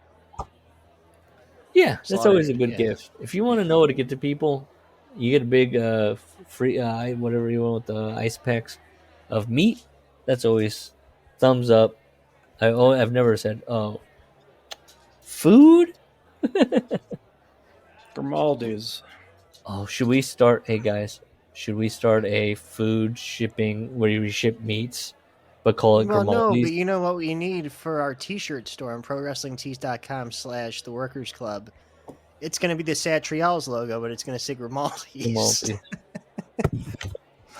Colin, what's your T-shirt budget? And would you Do wear? we have a T-shirt. I know we You can should. get the polo with just our logo. One of these days, It's gonna be that blue color. It's I gonna be told real my ugly. wife, this is being dork. One of these days, I told my wife, I was like, one of these days, I'm gonna get Gus and Larry these sweet windbreakers with the workers royal blue I windbreakers can use a or red windbreaker. with the what do you call it, with the thing embroidered on the left chest. And the little embroidered name on the, well, it would be that on the right and then that on the left. I know what I'm doing. When we get 100 listeners, I'll order those. Yeah, let me know. Oh my God, Colin, help us advertise, please. Tell your friends and family. I just need to spend money to buy advertising. Is that how it works? Yeah. Suggested tweets. Suggested tweet. Oh, okay. You know what I mean? Like that shows up in an algorithm for people looking at wrestling. But I block those.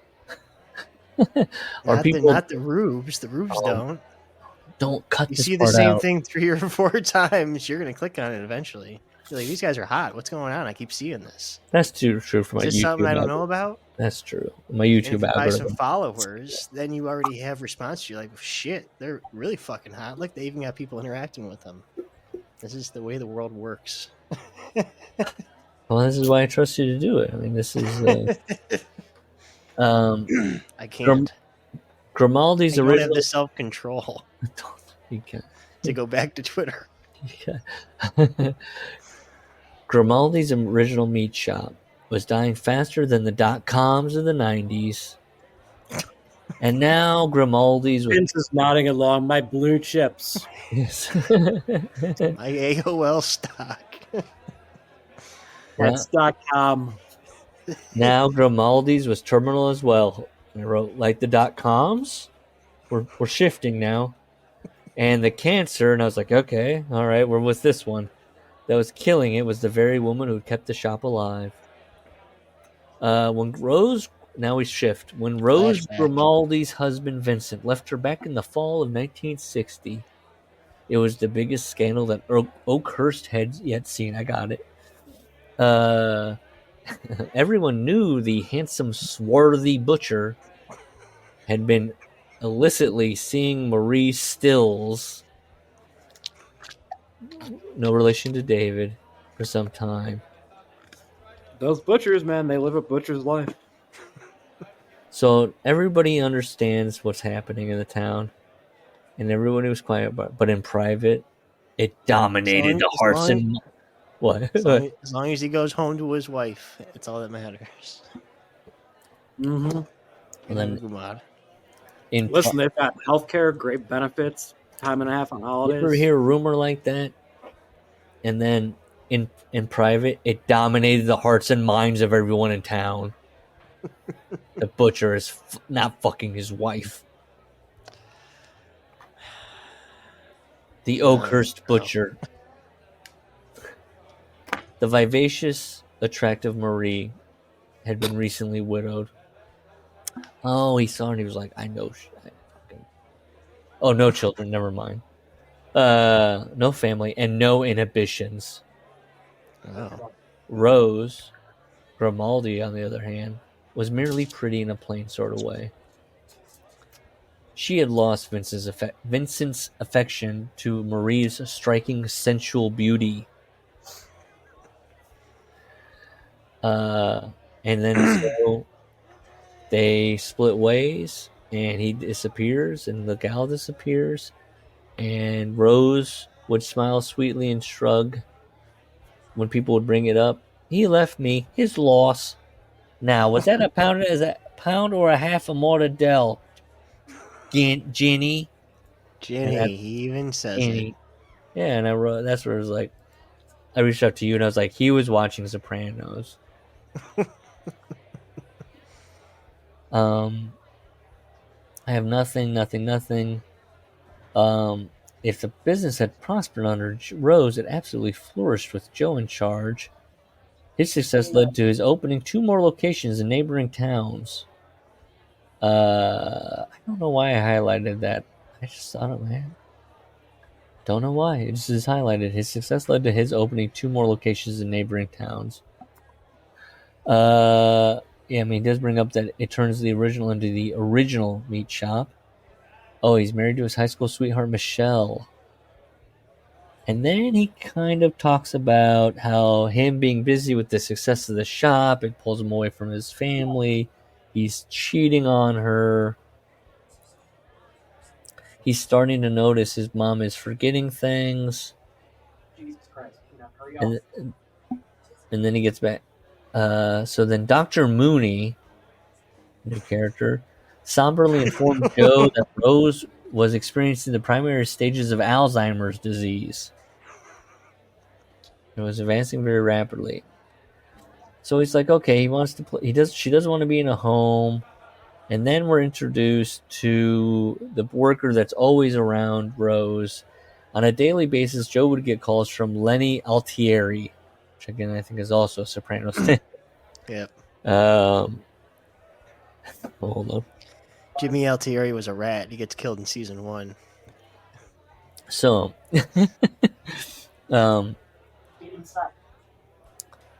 so then we shift, I guess, into where the narrator, but it's Lenny's point of view. What disturbed Lenny was Joe's apparent lack of concern for his own mother. Lenny felt Joe was so wrapped up in his own problems, the results of his own irresponsibility and selfishness, that he all but abandoned Rose. The phrase, like father, like son, flitted through Lenny's mind more and more nowadays. At first, he tried to push the thought away, but the less he saw of Joe, the more it revealed itself to be the truth. So I was like, okay, and that's how. Okay, we're Lenny. I know. I don't even know why we add in this little side thing about Joe being. Lenny's calling Joe each day is worse than the last. It's every new. He goes, so he calls like as an example, he calls Joe and he says, "She almost burned down her kitchen. She's okay, but the smoke got so bad I had to clear out the shop." Or, "She was threatening a customer, Joe. You told the lady to stay away from her husband." Or, "She wandered into the store naked again, Joe." I love your Lenny. Well, I was like, that was such an escalation. The Alzheimer's is bad. She was burning food. The Alzheimer's is bad. She thought a lady was another woman. The Alzheimer's is bad. She's naked again in the store. Again. I know, it's like... it's not the first or second time. At least Ed is putting together scripts and stories. He's improved himself more than any of these other guys so far. That's true. Am I giving him too much credit? No, he's trying. he did it. He did. He wrote Weird Science. I used to watch Weird Science on USA. Oh yeah. What were the character names? Were they Italian? Well, it was Gary and Wyatt. Oh, he didn't. Because it's a spin-off of the movie. Yeah. He didn't introduce any new characters. Like they are like with the mob that they invent something mob related. No, that was before. Okay. Lenny was now he's remembering the last time, or Lenny's remembering the last time that why he's not in this. This is to explain why Lenny, the loyal assistant, helper, employee, is not in the shop that's taking care of his mom. A woman's voice croaked, "What are you all doing here? Where is Vincent?" Lenny looked up. She had a dripping roast. Uncle June saying, "Where's Johnny?" Yeah. Well, Lenny looked up, a dripping roast in his hands. And then he saw it. You need to stop. A steady stream of urine. Ed will not stop. A steady stream of urine began to descend down the steps, cascading from one to the next like an anemic waterfall. You know what I'm going to do when we go on vacation? What Cornette does is he'll have like a a best of with a theme. You know, like Yeah. he had a food one this week. Just all the times he talked about food. I'm gonna cut Gus talking to Peanut and just isolate it all. I do sound like an asshole. No, you're always very kind with the dog. I'm not taking the time. I wish to do I was this. Peanut. I wish I was Peanut. Where you gotta go potty? Yeah, you beautiful dog, you.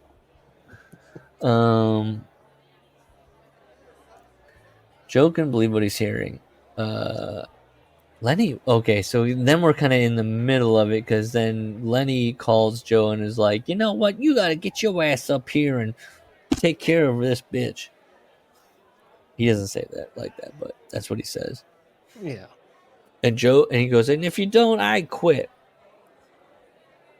Lenny was a guy who wouldn't say shit. This is Joe's mind in italics, his thoughts. Lenny was a guy who wouldn't say shit if he had a mouthful, and now he's giving me an ultimatum. And Joe goes, "Oh, whoa, what, you hit the lottery talking to me like that?" And then Lenny's like, "It's a wake-up call, Joe. You know goddamn well that if me or you aren't down here, the shop ain't opening. You think Mikey over in the Asbury store is going to deal with this for you? Or Tommy? They tell you to go shit in your hat." God, so stupid. Joe is speechless, and suddenly he's like, "You get down." So then I think it's Joe thinks, "Shit." And guess what? That entire thing, the whole how did we get here? Why is he here and not Lenny, who we didn't even know about? He was in a trance the entire time. That was in his head. Because now we're in the present. He's back in the car. Shit. The cigarette had burnt down to the filter, singeing Joe's fingers. Well, we knew we were in a flashback. Did he say doodle Remember, doodle it starts doodle? off with him smoking his Marlboro in his car. And then a break, and it's the mom's story. Oh, there was a break? I thought it just moved into it. No, yeah. Sorry, Ed. Once again, Ed is too... I'm sorry. I skipped over the little line on the page, and I was like, oh, god damn. And does he... I've lost my page. You guys are somewhere. He lost his eye. Oh, no, I'm not. Joe. Oh, see, this is the trouble with his page. You lose your page, and then you read a line, you're like, I've read that before. But it's just another story. I wrote, he couldn't see in the dark, and I was like, I've read that. But no, it's not. Okay. Oh, fuck it. Lenny Galtieri. Okay, I'm almost finding it. Okay. Steady stream of urine. Okay. Oh, wow. Shit in your hat. Shit. No, there isn't a line, you jerk. Just do the right thing. And then brother. It's the first page of the story. No, this is all flashback. I'm saying there should be another line after the end. That's where I got confused. See, there's a break. It's just like there's three spaces. He double spaced it. Yeah. Okay, that's a faux line. The cigarette burnt down to the filter since you... Okay, so now that's echoing through his mind. Okay, boom, boom, look at this, go, 85. He's mounting the stair. He goes in. It's implying that he's going to kill her? Very vague. No. That he's going to take her to a home. Oh. And that's not the way I read it for some reason. Wife, these stories just fucked me up. Yes. I'm like, okay, he's going to end her. And his wife is going to be there to help along with, like, she's meeting them there to help with the move. So she doesn't, like, get mad. See, that's why I thought it was more ironic that she's going to kill him. I'm like, because he was trying to kill her. I think I make a note. I think I make a note about this where Ed has these things and then it's never really tied together. It's not one-to-one. No, because he does that thing in the very first page where he says he's going to end his mother's life as she knew it. That's a very weird sentence to use. Especially if she's had all. It feels like you're trying to throw someone off of, you know what I mean? Mm-hmm. Yes. You think it's just her livelihood, but he is talking about killing her. Yes, and when you think about it a little bit, you're like, that doesn't make sense. She already had Alzheimer's, so what? Yeah. Yes, it's specifically to be like, he's going to kill his mom. But then, yeah, none of it relates to that. Show me, don't tell me. He began about this.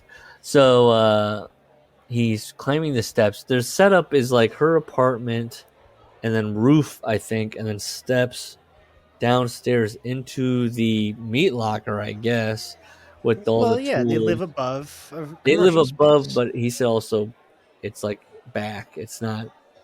He said it's above something else, not above the actual shop. Okay. So anyway, stairs go down in the meat locker.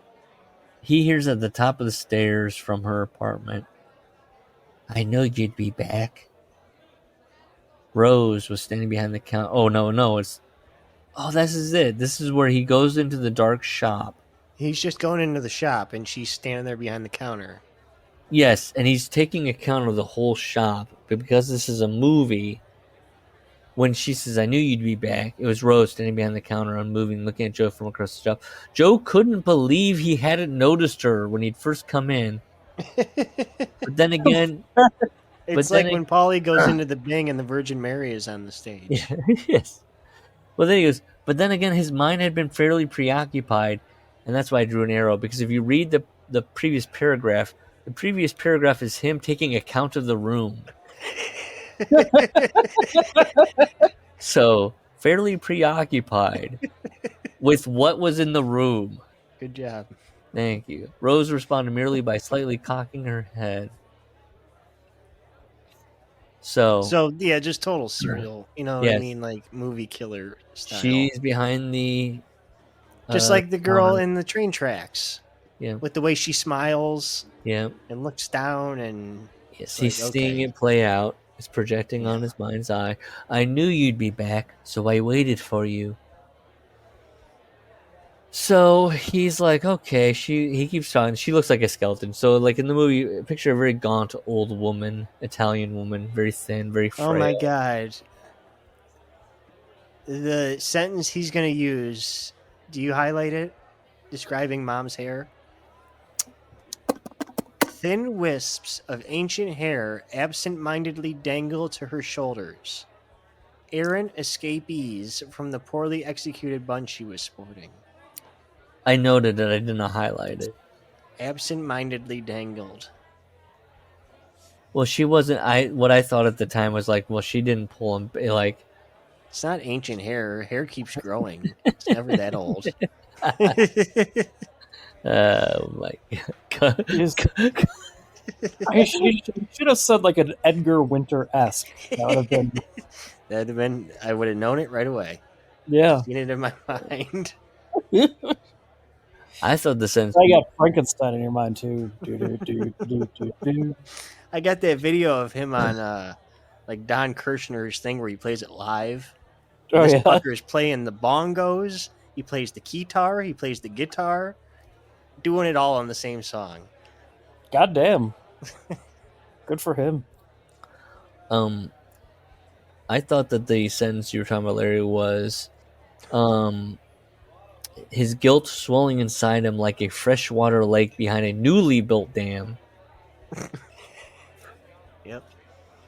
Something we can all relate to. Yeah. You ever feel your guilt swell inside of you like a freshwater lake? You know, behind a newly built dam? Yeah, it is. Yeah, newly built dam. Is that more structurally like, or does a dam kind of settle in? Like, is year 7 like? It's when it's cured. Yeah. Well, he says, "Come on, Ma, let's go upstairs and sit. I need to talk to you." She's cocking her head. You know, "I knew this was coming. You know." And so he's like, "Okay." And she says, "Oh yes, for a while now. I just didn't think you'd ever go through with it."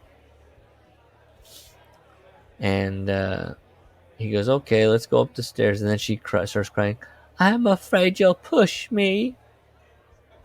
See? That too. I think it's what was Tony's mom's name? Olivia. Olivia, you think he's wanting to go, Olivia? Yeah. So Joe's like, oh my god, she's really bad. Like she's she's paranoid. crying. She's paranoid. And now now Joe is pissed off at Lenny Altrieri from earlier. He's fucking. I feel like this is a setup. You fucking prick. Former employee. Joe briefly thought as he got about halfway of this. The thought was brief though, because Joe was distracted by a sound, sharp and wet, like someone spitting tobacco from between their teeth.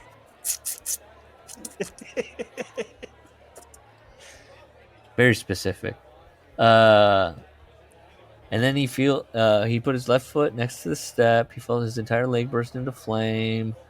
His left foot buckled beneath his knee. He went down. He caught his left temple on the banister. He tumbled 8 steps. I don't know if the narrator counted him. Minor, so like it, didn't kill him, but it was enough to shake him up. 8 steps. How many steps were in this house? Don't make me think these songs said 8 steps to the bottom, where he landed in a crumpled heap. The last thing he remembered before blacking out was the searing. Remember, this is going to be an Ed thing. The last thing he remembered before blacking out was the searing pain in his left leg. My leg. And he thought he would maybe take Rose with him. Wake up, we've got things to talk about. And then Joe's waking up, and he's opening his eyes slowly, and he realizes he's in the meat locker, where they keep all the tools and the it's uniform. where Christopher killed Emil Kolar. Yes. There's a rack of bloody aprons. At Grimaldi's, the bag's going to be dirty and the aprons are going to be fucking filthy. We don't wash them. They just hang them up and it's just there. You just put your meat in a bag. Yeah. Welcome to Grimaldi's. All the meat's going to be wrapped in paper. Well, that's what the British do, right? With the chicken. What about fish? What about a pound of tiny shrimp in a paper it's fucking rolled up? I do like that though when I go to my Jewish deli that I go to. It's the one thing I do like that. And I get my bagel wrapped up in the paper. Nice. Oh, that sounds heavenly. The best bacon, egg, and cheese on a bagel I've ever had in my life. It's like 8 times better than Dunkin's. You should start a TikTok where you go just to that diner. Yeah. It's just my picky selection of food. All the best places to get a hamburger with cheese and bacon. Hey, it's Larry here. We're at the diner. This is the best. Hey, Otaku is going to come after you. You're going in on his territory. If we could get all of he eats inside of a McDonald's. What's wrong with that? When's the last time you've done that as an adult? My child recently asked. I'm going tomorrow. My child recently pitched, "Hey, could we go to a McDonald's and sit inside?" And I was like, "That is not. That's untoward. That's just."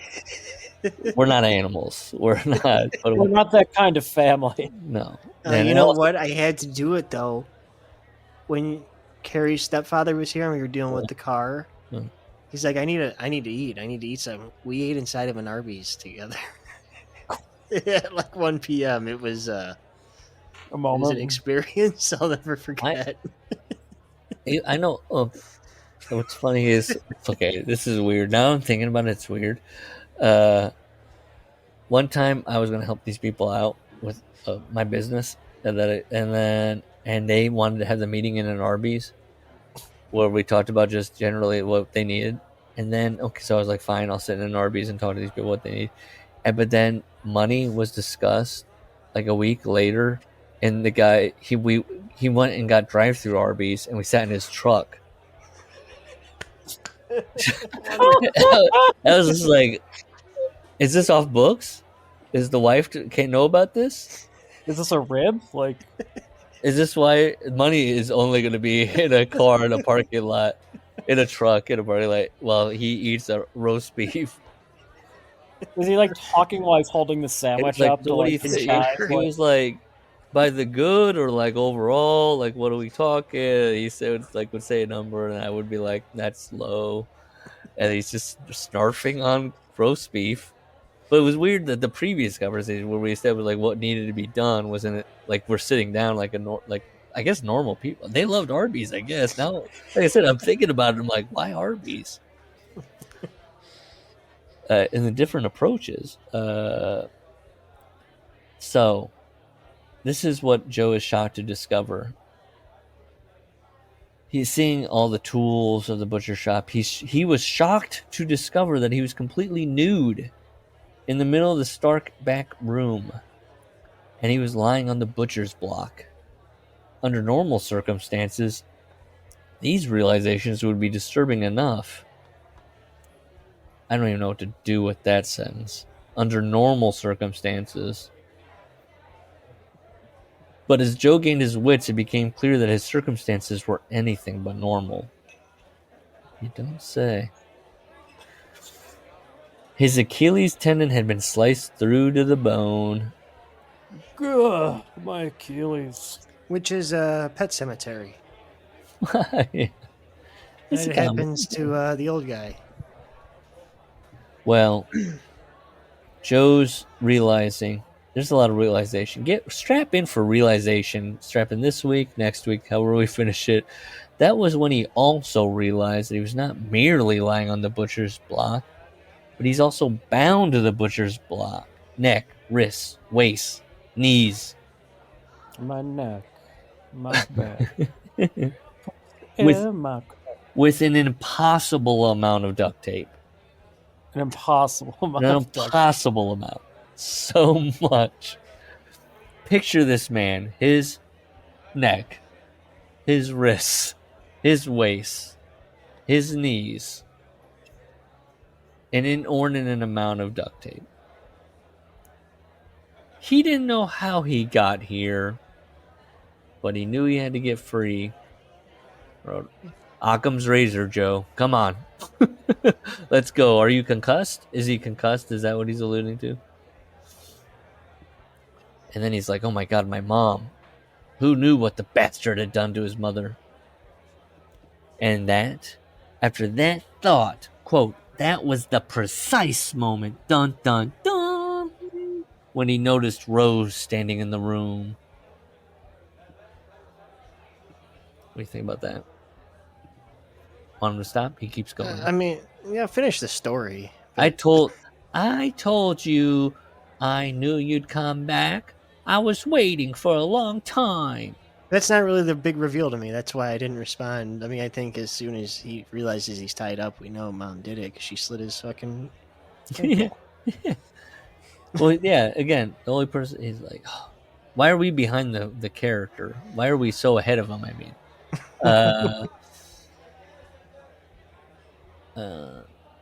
let's see. He goes, he's pleading with his mom. She goes, you and your whore. And then this is finally, well, first he thinks, oh my God, my mom knows that I'm cheating on my wife. And then again, these are italics, so these are his thoughts. Maybe that spiteful fuck Lenny dropped the dime on me with Ma. That's the only explanation. Fucking Lenny taking shots throughout this whole book. So then he's like, I don't know why Joe being a slightly bad guy is necessary for this. I don't know why there has to be that stupid. He tries to tie it on a separate thing all in at the end. Yeah. And what was this one called? I don't even Family remember what the Business? twist is at this Family point. Business? Rose's demeanor changed. So then she's like talking to him and softening as she coquettishly approached Joe. She slinks over to him, right? Discomfort turned to horror as her skeletal hand disappeared below his waist. Joe's eyes went wide, his revulsion making it impossible to speak. He tried to bring his knees together in a pathetic attempt to prevent this bizarre violation, but the tape holding them to the block was quite secure. He fought the urge to vomit as he felt his mother take him in her hands. No. Mm-hmm. That's aggressive. Don't you find me sexy anymore, baby? You did when you got me pregnant. Joe Do I make you horny? Joe screamed in pain and horror. The pain was from feeling Rose dig her brittle fingernails into his manhood, squeezing and clawing it until it felt like it would explode. Why explode? I would feel like it being torn off than explode. That feels like you're just like squeezing it like. Oh, I'm getting so hard, Ma.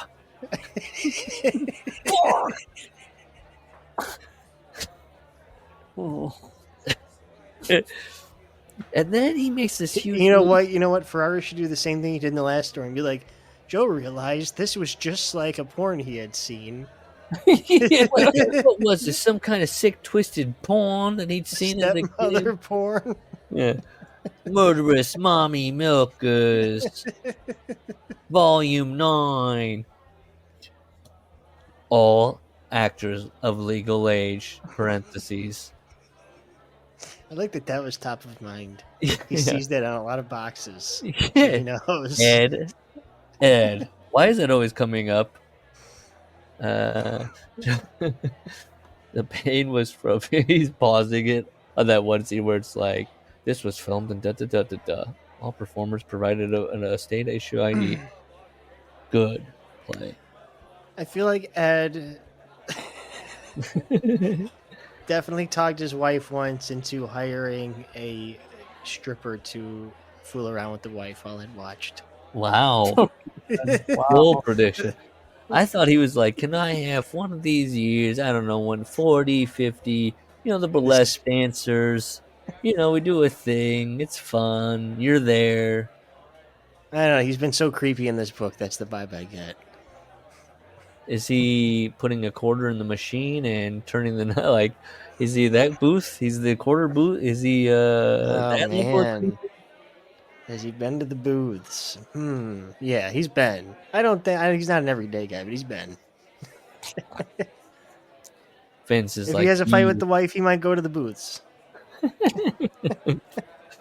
One of the perks of living grabbing by, your bag from Full Sail. Another day of creative writing.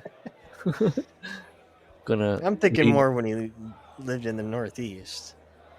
Okay, booths in Florida. Sitting in a strip bar, reading some short fiction.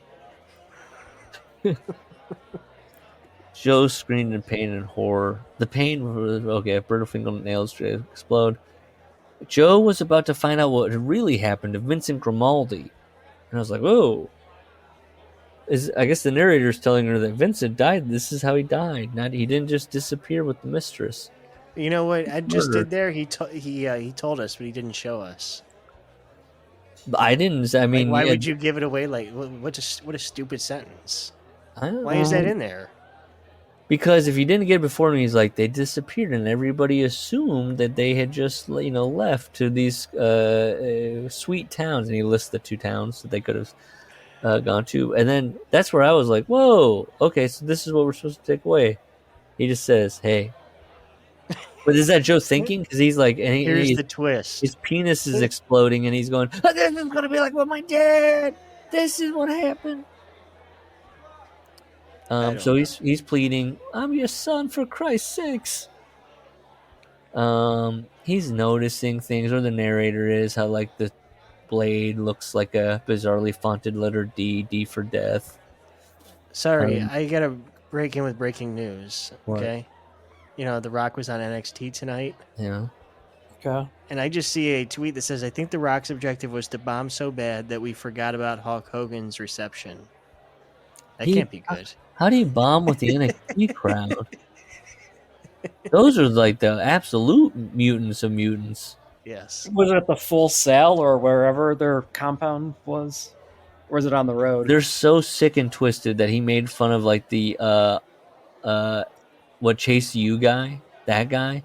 He made fun of that guy, and they're like, they rioted. They're like, fuck you, he's one of our own. Tony D'Angelo's better than that. Yeah, he made fun of Tony D. Or did he like defend his daughter? And they were like, "Don't you know the deal? This isn't. We were being polite." You know, if fans these days had any self-respect, she would get booed to hell. That, You know what I see, mean? that's In any so other era. gone. Yeah, that's so gone. That kind of thing. I mean, Eric Watts was better If than you she is. think of the words that The Rock used to get chants going towards Stephanie. Yeah. Now imagine that directed toward Ava. Yep. I'm telling. It's the crowds now. There's not like a like with Steve when he doesn't like something, he's just like, "That's weird." Or, what did I see on That's Reddit? weird. How they described bad book, or it was, what was it? It was about like Hogan, I think, where they were like, gets mixed reaction. And I was like, okay, mixed reaction, interesting. It's all. Oh no, it was The Rock. The post title was we might have been, some storylines might have been retconned, and I was like, that's how you're describing the bad booking of The Rock, just being like throwing away all the stuff they've been doing for the last year and a half. Guys, heads up, we might need to come up with our own headcanon. The Rock. Way ahead of you on that one. The Rock didn't say what I thought he was going to say. It's not bad, but I might have to make some mental moves. You frantically. Who's the mental moves? Was that Steve Wasn't would that- say that. Steve, I would bring up in the disc. I would be like, "Why does this make sense?" And Steve would be like, "Well, when you heard that one line in that promo." Well, did you watch the Maven video, right? About Paul? The racism in wrestling? Yes. Yeah. It was interesting. Who do you think? It was interesting editing from Maven's team when he's talking about like an unnamed person and they show Triple H doing the gorilla dance. Yeah. I'm like, I they're know both- what he they thinks both- of him by that they- editing. They both chuckle. Yeah. I like when Devon's asked about it. He goes, "Well, I work for them," and it's like, "Well, that's a defensive answer." Just be like, "I can't say anything. I'll get fired." It's like, okay, I think I got the answer from that, but well, you think you could maybe get out of the duct tape, but guess what? His bonds had not a whiff to play to them. Not a whiff. Now Joe imagined how his father must have felt in the same position over 40 years ago. I said, we've just jumped to this. Joe realized, I said, Joe, this is when I really started clocking it. Joe loves realizing. Realizing he's got duct tape. He's realizing it's just always, every day's a new day. He felt his bladder loosen and empty as he began to blubber like a frightened child. So now she's cutting into his chest. He's letting out blood-curdling shrieks. He's pissing himself. But now his hysteria was turning into anger. And what does he say? The more fierce he got, like his father, so he had been told. Joe was a strong man. And then that sentence was followed with, he just wished he could actually break out of this tape so he could haul off and slap. Well, it was an impossible amount of duct tape. Well, he did. And he's a strong man, like he's been told of his dad. But he's not strong enough. And what he wants to do is he wants to slap Rose's bird-like head right off her fucking shoulders. He wanted to rail at her in frustration. And this is the same note Larry made. Are we, Job, or is this floating narrator cussing at us and angry now? For making him piss himself and cry and beg and plead for his own life. He's bleeding profusely. And then he's like, you know what? I'm going to act like my dad. Rose, baby, you've got it all wrong. This isn't bad. And then she's I could see like, this in a Tales from the Crypt episode for sure. yeah, she's like, Yeah. oh, what? This ending. Like where it swerves twice. He goes, I've got, I'm here to leave her. I'm with you, baby. I'm yours, baby. And he goes, he sees, what does he say? He saw in her eyes the love she had for his father, the love that had been tossed aside like so much rotted meat. Grimaldi's. The love that had fueled her hatred and murderous rage. The love that had killed his cheating father. Again, assumptions. And so she's weeping. She's tying him up, and then she hears. Oh wait, by the way, also sorry, Joe has to bring up Lenny had been wrong. He wasn't anything like his old man. And then he hears, Joe, are you in here? And then his mom is like, you lied to me, you bastard. You didn't leave her. She'd come to take you away from me. And then he's like, you're gonna watch. She leaves her on the table. And then she comes in, and Joe's doing the thing in the movie where he's got like a gag in his mouth, and he's going, "Roo! Roo!" he's pushing up against the duct tape. He's crying. Physical dad. He's like, "Roo!" He's like snotting all over. Oh no, this is gonna happen. Michelle's eyes registered. I need AI movie making to get better, so I can just punch all this in and have it spit that. Yeah. Yeah. Ed's AI generated visions. Michelle's eyes registered surprise as she looked down to see the water flood of blood cascading down the front of her beautiful white Armani pantsuit, pooling into a crimson lake on the cold tile floor. Imagery. And then Rose says, whore! Spits on the floor. Or spat on her corpse, sorry.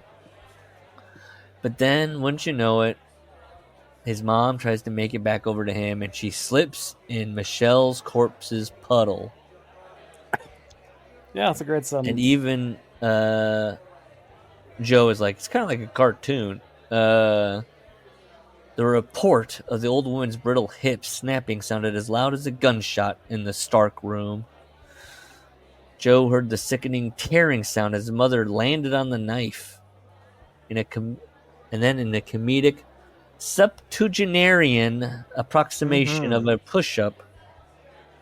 You like that? Yes, yeah. Yes, just, it's fine. You don't, I mean... I used that word, remember? No, I know you did. Yeah. I think you used sexagenarian, but maybe you had something else. Just one of those words I learned once, and I think it makes me sound smart. Joe could see the knife. Probably a fucking Fish lyric. You and Ed just. It's actually it's a Bukowski book. Is it? Okay. Yeah. Well, I'm well read and stupid. I mean, I've read Bukowski, and I'm trying to remember what he calls it. Septuagenarian Stew. It's a collection of poems. Oh, yeah, I didn't read his poetry. I've only got the one or two favorites. Ancient blood was leaking out of her because she's old. And she's pushing herself up. The blood is pouring out. Her arms flew out akimbo, reminding Joe of the scene where Bambi lost her footing on the ice. Wrote, you think of the damnedest things when your murderous mother slips in your wife's blood onto the murder weapon. Immediately your mind goes, that's like Bambi. And it was a vile splash. Ever hear one of those? Not really. And the knife hit home with a ripping finality. Before he drew his last breaths, here we go, another guy is trancing out. Joe's thoughts again turned to the father he never knew. Perhaps Joe hadn't been smarter than his old man. Perhaps events 40 years ago had played out very much as they did today, with Marie Stills making an unscheduled appearance in the final act. Perhaps Joe's father had had the same revelation about his life that Joe had. Finally, aware of the pain he'd caused and overcome with a resolve to set it all right. And I wrote, perhaps. Perhaps Joe Grimaldi was just like his father after all. Why? What was Joe doing wrong? Well, let's get into it. New monster, dementia-addled old Italian woman to join Patchouli Ghost. Is it really change if it's under duress of murder? And I also have a counterpoint of this not being a reenactment because one, she said, "I waited for you to come back," and two, she would have known not to slip on the blood. Oh, She would have yeah, avoided there the you blood go. this time. But look, I said final point. This is another story where Ed comes to You're his right. theme. So you're right. That is a dumb twist. Then you're right. It doesn't make sense. It's clever for the sake of being clever. Yeah, she talks to him like this Dad is the left. first time she's ever seen him. Yeah, yeah. This is another story where Ed comes to his theme, but because it's so short, we never really got that. Him and his dad, why is he like his dad? Outside of just this, Yeah. cheating. Again, it's the fake Lenny stuff of Lenny kind of hints at him not caring, but really, you just get Joe being a little bit overwhelmed. He doesn't want to put his mom in a home. How are we supposed to trust Lenny? He clearly, both of them have bad bile with each other. As opposed to good. He's just a nudnik who doesn't have his own life, so he's tied to this fucking meat shop for 20 years. Go somewhere else. I really went in on him. I said none of these endings are. We have a guy like that in Cleveland, and I worked for him. Yeah. He was a baker at a famous local bakery. Mm-hmm. And then he opened up his own place, and he was just a no good troublemaker. A no good troublemaker. Running away with Maurice Stills, perhaps. Would you agree that this is so far Ed's, the way he breaks it down? It's setup, some filler. That's what Lenny's going to do after this. He's going to open up the new Grimaldi's and say, hey, I was the fucking head butcher there, so it's legit. If you love that place, you got to come here. There's another scene. It'll be in the gentrified part of Jersey. There's a scene where Lenny is whispering into her ear all the time, he's coming back. You've got to be ready. Him and that whore. And then he calls, you got to take care of this. You see him previously leaving the knife out in the open. I'll just cut you up a sandwich. And he leaves it out and she looks at it. They redo the focus. But yeah, it's set up a little filler. And then what he really wants to write about, which is the spooky, little scene he has in his head. And then it's quickly wrapped up. And he kind of goes, oh, what did I call this thing? He tries to tie it back to that a little bit. That seems to be the Ed. Too short to publish, too not long enough to publish. That seems to be his breakdown. Yeah. Initial setup, tiny, a page of filler. Then, well, right, it's too much filler for, even that page. I mean, thing. It should be that stuff that he's this is building some characters, right? This is building the themes out and all that. It should be more of that. It should be longer, but he said he doesn't want to write anything longer, and that's why he can't get published. And it should be just a touch longer, where he just kind of moves on, and you're left with like a brief glimpse of the person. And he's like, well, what if this happened to them? And that's where he's kind of he's pounding the keys. And then he's like, oh shit, now it's got to end. He's like, anyways. Yeah. We can stop there. What? But, that way we have two stories for next week. And we can talk about Hogan's book briefly. I want to kind of read. I found the Figure 4 recap of The Rock's appearance. Oh. By Dave? NXT. No, it's whoever does his recap. Okay. So The Rock closed the show. He came out. His entrance took forever, and the crowd chanted his name. Rock showed the goosebump thing again, of course. Then he paced around the ring. He even talks about having chills as he begins his promo. Then he pauses. Then he looks at the timekeeper and says, we have 6 minutes left. The Rock says he has a lot of nicknames, and he talks about a few. He does some catchphrases. Rock says the crowd is feeling it, and they need to help The Rock out. Oh no! Rock addresses the hug Oh, with Cody no. the night before on no. Raw and mocks the fans for having a problem with it. Rock says to shut your mouth and enjoy the ride he is taking them on. Oh, So his no. knee-jerk thing is to Was He to be... should just yell at you and browbeat Yeah, you. his knee-jerk thing, if he gets any, like, that doesn't make... By the way, yelling about it, people are like, that doesn't make sense. And his knee-jerk You thing gotta is to help me out of be here. combative with the audience. You don't get it. Eat your And squill. again, wish- these are like the most mutant of the fans. Like, these are the easiest. Yes, you're yelling at your absolute loyalist soldiers. Yeah, I don't. I think off I cliff. agree with the fans, but for a different reason. I know the wrestlers think the fans are just being impatient. But when you're getting heat, it should still be entertaining. Oh yeah. You know what I mean? Like, or even on a TV show when Ralphie was getting one over on Tony on The Sopranos, it was still interesting. You still hated him, but you weren't revolting and going, "This show fucking sucks. Why is Ralph on it?" Which is what the wrestling equivalent is. And none of the WWE fans are even saying that. They're just like, well, that doesn't make sense. Yeah, they don't see what the. And then also The Rock being combative, and it's like, what journey are you taking me on? You showed up randomly, and you stared at Cody.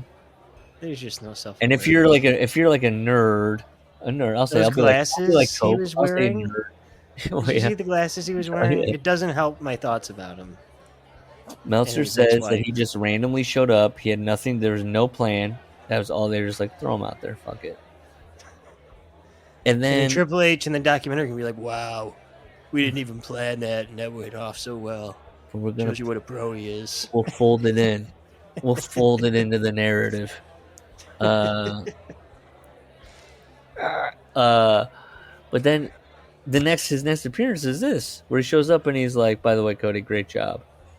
And then he's gonna show up the next night and be like, "Okay, so you all said that sucked.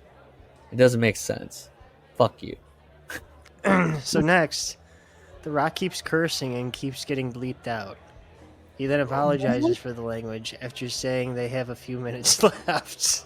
Oh my god! I hope the CW is like, what are you fucking doing? I just Like, imagine them. I'm never gonna. I don't want to watch this because I'm just imagining The Rock doing like Andrew Dice Clay jokes for 60 seconds. Jack and he Jill stayed went that up the hill. Fuck the quarter. Jill came down with 250. This I cannot think about this. One of the supposed most charismatic promo men in the industry ever of all time is rattled by an NXT crowd. But you called this during the WrestleMania thing where he gets lost because it keeps Oh going. yeah, a his bit. mind. I was like, what's going on with the guy? He keeps resetting Because it himself. says, right, so he keeps getting bleeped, he apologizes, then he says, The Rock says he wanted to go see NXT, but The Rock did not know what to say. What does that mean? What? He wants to They tell didn't the fans take him off. something important. He thanks them and puts over the crowd. Sounds He's like a real trying- stinker. That's it. I know. And he does his... What's funny is that he tries, I'll do heel Rock because that was over last year. That doesn't work. So then he's like, okay, I'm gonna cuss a bunch. That usually gets a pop. Okay, that's not working. Okay, I'm gonna do the casual. Like he just goes through the whole. Oh, what if I just like I'm here in? All right, you guys are great. It's tough too because have they acknowledged that it's The Rock's daughter, or do they still That call was it by a mentioned different in name? this, and that it wasn't mentioned because they did a skit together earlier. And they just they like nodded at each other. They never mentioned that they were related. It said that in the Figure 4 rap. That's weird. Okay. How interesting. Maybe it's like the Jerry Lawler, Brian Christopher thing. Where he didn't want him to be Brian Lawler because it made him look old, and Jerry didn't want to look old to women. Smart. Yeah, it's just like the Jerry Lawler thing with Dwayne. Am I allowed to? I'm still Speculate? not. We've all said it. No, without I was looking at the other Discord. And I was like, "Am I allowed to time out yet?" Nope. I'm about to leave. Come on now. I figured out how to. How do you? I almost put, who was it? I don't remember. but I considered it, but I didn't do anything.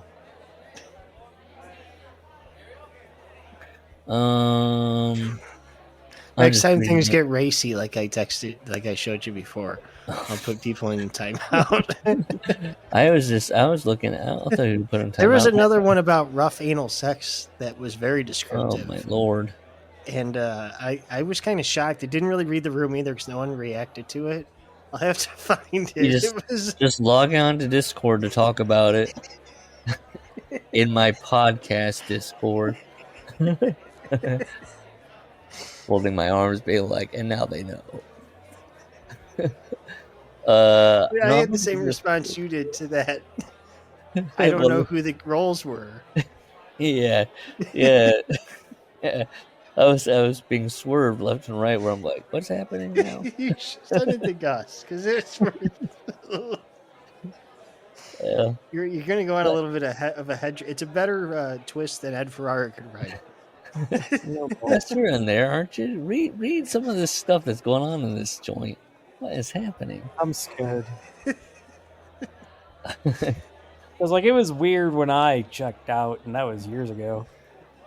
And it's just been a John stew. calling Sudi bald and not himself. Interesting. Save. I'll find it. I got him. I would time out every single person in that goddamn Discord. You all need to settle down and sit down. Let's see which one's first here. That one's first. Oh, you're sending him the. Yeah, they deserve to be read. Yeah.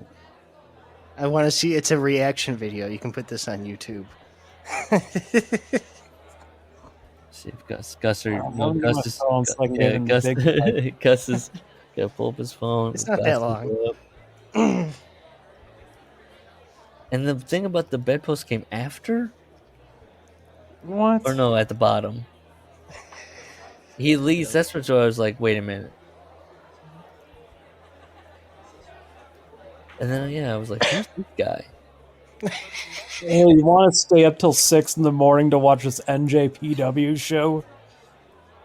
This poor woman casually mentioned something about liking wrestling, just as I don't want to insult Steve, but if anybody was like that, I would not sleep with them.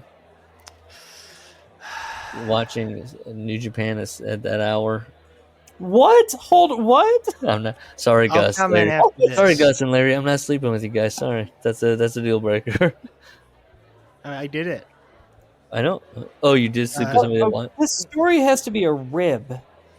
Yeah. So what do you glean from that?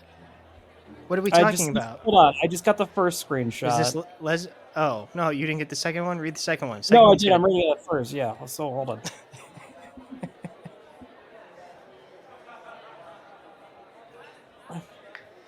No, what is all of this? What? There's 4 different weird conversations going on at once. Am I misunderstanding that? No, it's all one person. Just read Meatloaf. Dox okay, what's ass. Ken talking about? Should I be ignoring Ken? Yeah. Just read Meatloaf's story. Ken's in the corner on a chair. Ken's the one who was talking about the rough anal. So he's dirty. This is so funny. There's so much. What is the depravity of this Discord? There's so much. Why aren't you all in jail? Look, what I'm about to say. There's so much out of context. No one cares about this at all, unless you're like Sudi or Steve listening or Wendy. But I have to ask: was Ken the pro-Israel or pro-Gaza guy? I don't remember. Because I got it. If he's the pro-Gaza guy, if he's talking about his boyfriend, then I've gotta cut him with some slack. Yeah.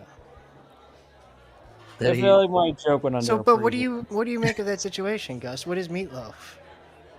What are we is talking Meatloaf? gender-wise? Yeah. I assumed male during the first screenshot. Yeah.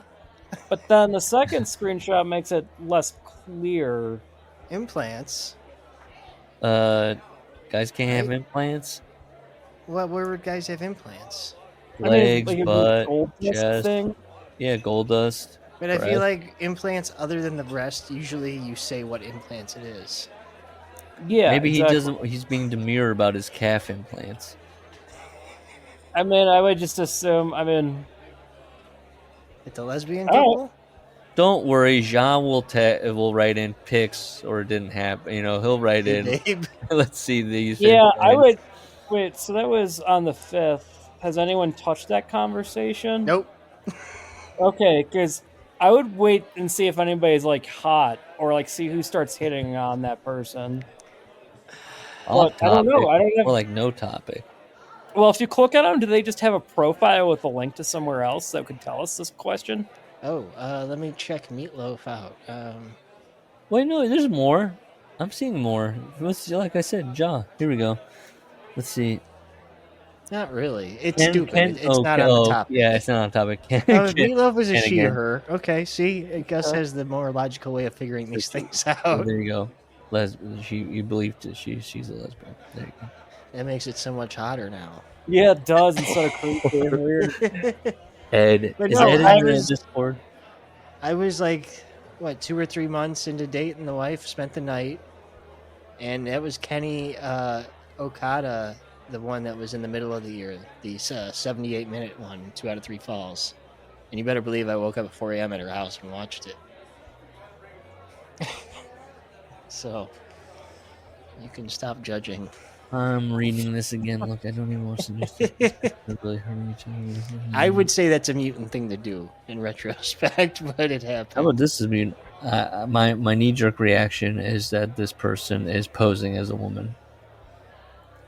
I would agree. Oh It's a yeah, little that's always performative. the case. Yeah.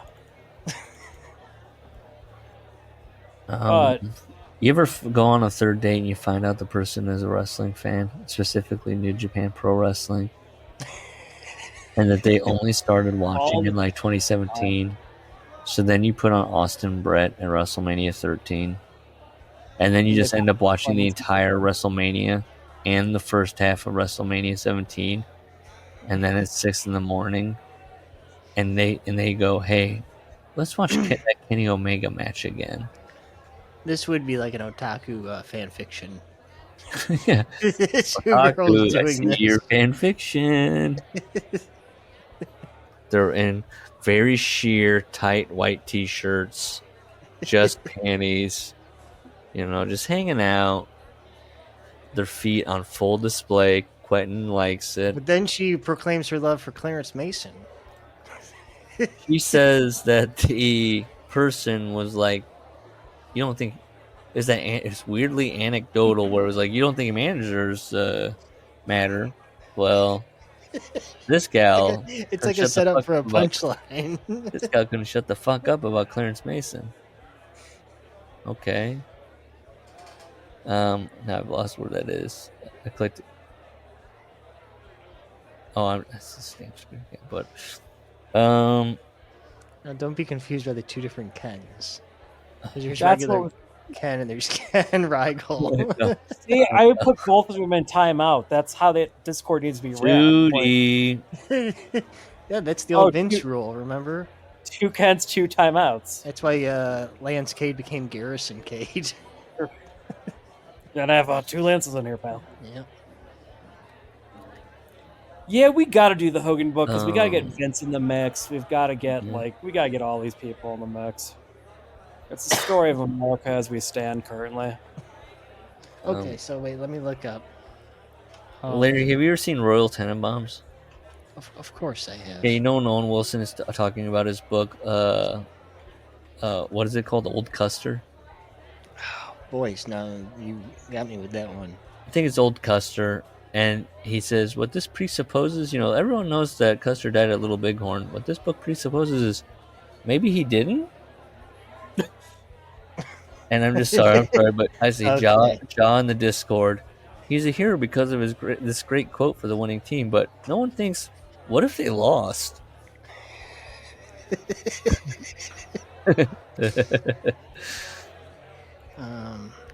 Can't find the goddamn name of this thing. If Jaw is listening, Oh, Hollywood Hulk Hogan. it's just fun. That's what it's called. Because the new one is My Life Outside the Ring, a memoir. Yeah. Gus wants to Hogan. start in the beginning one, so the WWE approved one. Yeah. Yep. Oh man, that's gonna be that's like where all those tall tales come from. Yeah. though, I right? noticed. Yeah, we're going. Yep. 500 matches a year. You gotta International Dateline. understand. Hogan's actually 7 years older than he really is. Bass player, Metallica. Best thing, Matsuda. is that the book where he says that Muhammad Ali's daughter called him when he was going to kill himself? And that's the Probably, second yeah. book? That's the second. That's the second book. Yeah. Where he This is one's in like- 2002. This is during his comeback.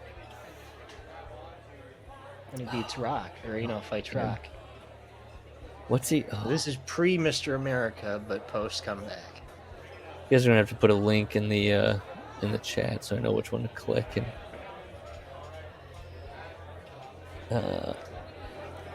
all right, I still don't have timeout. I'm gonna leave, off Judy. I'm names. gonna leave. If I can't I can't get timeout these people in this Discord, Judy, I'll leave. Jesus. Apologize. Is that a ghost? We're done. Good night.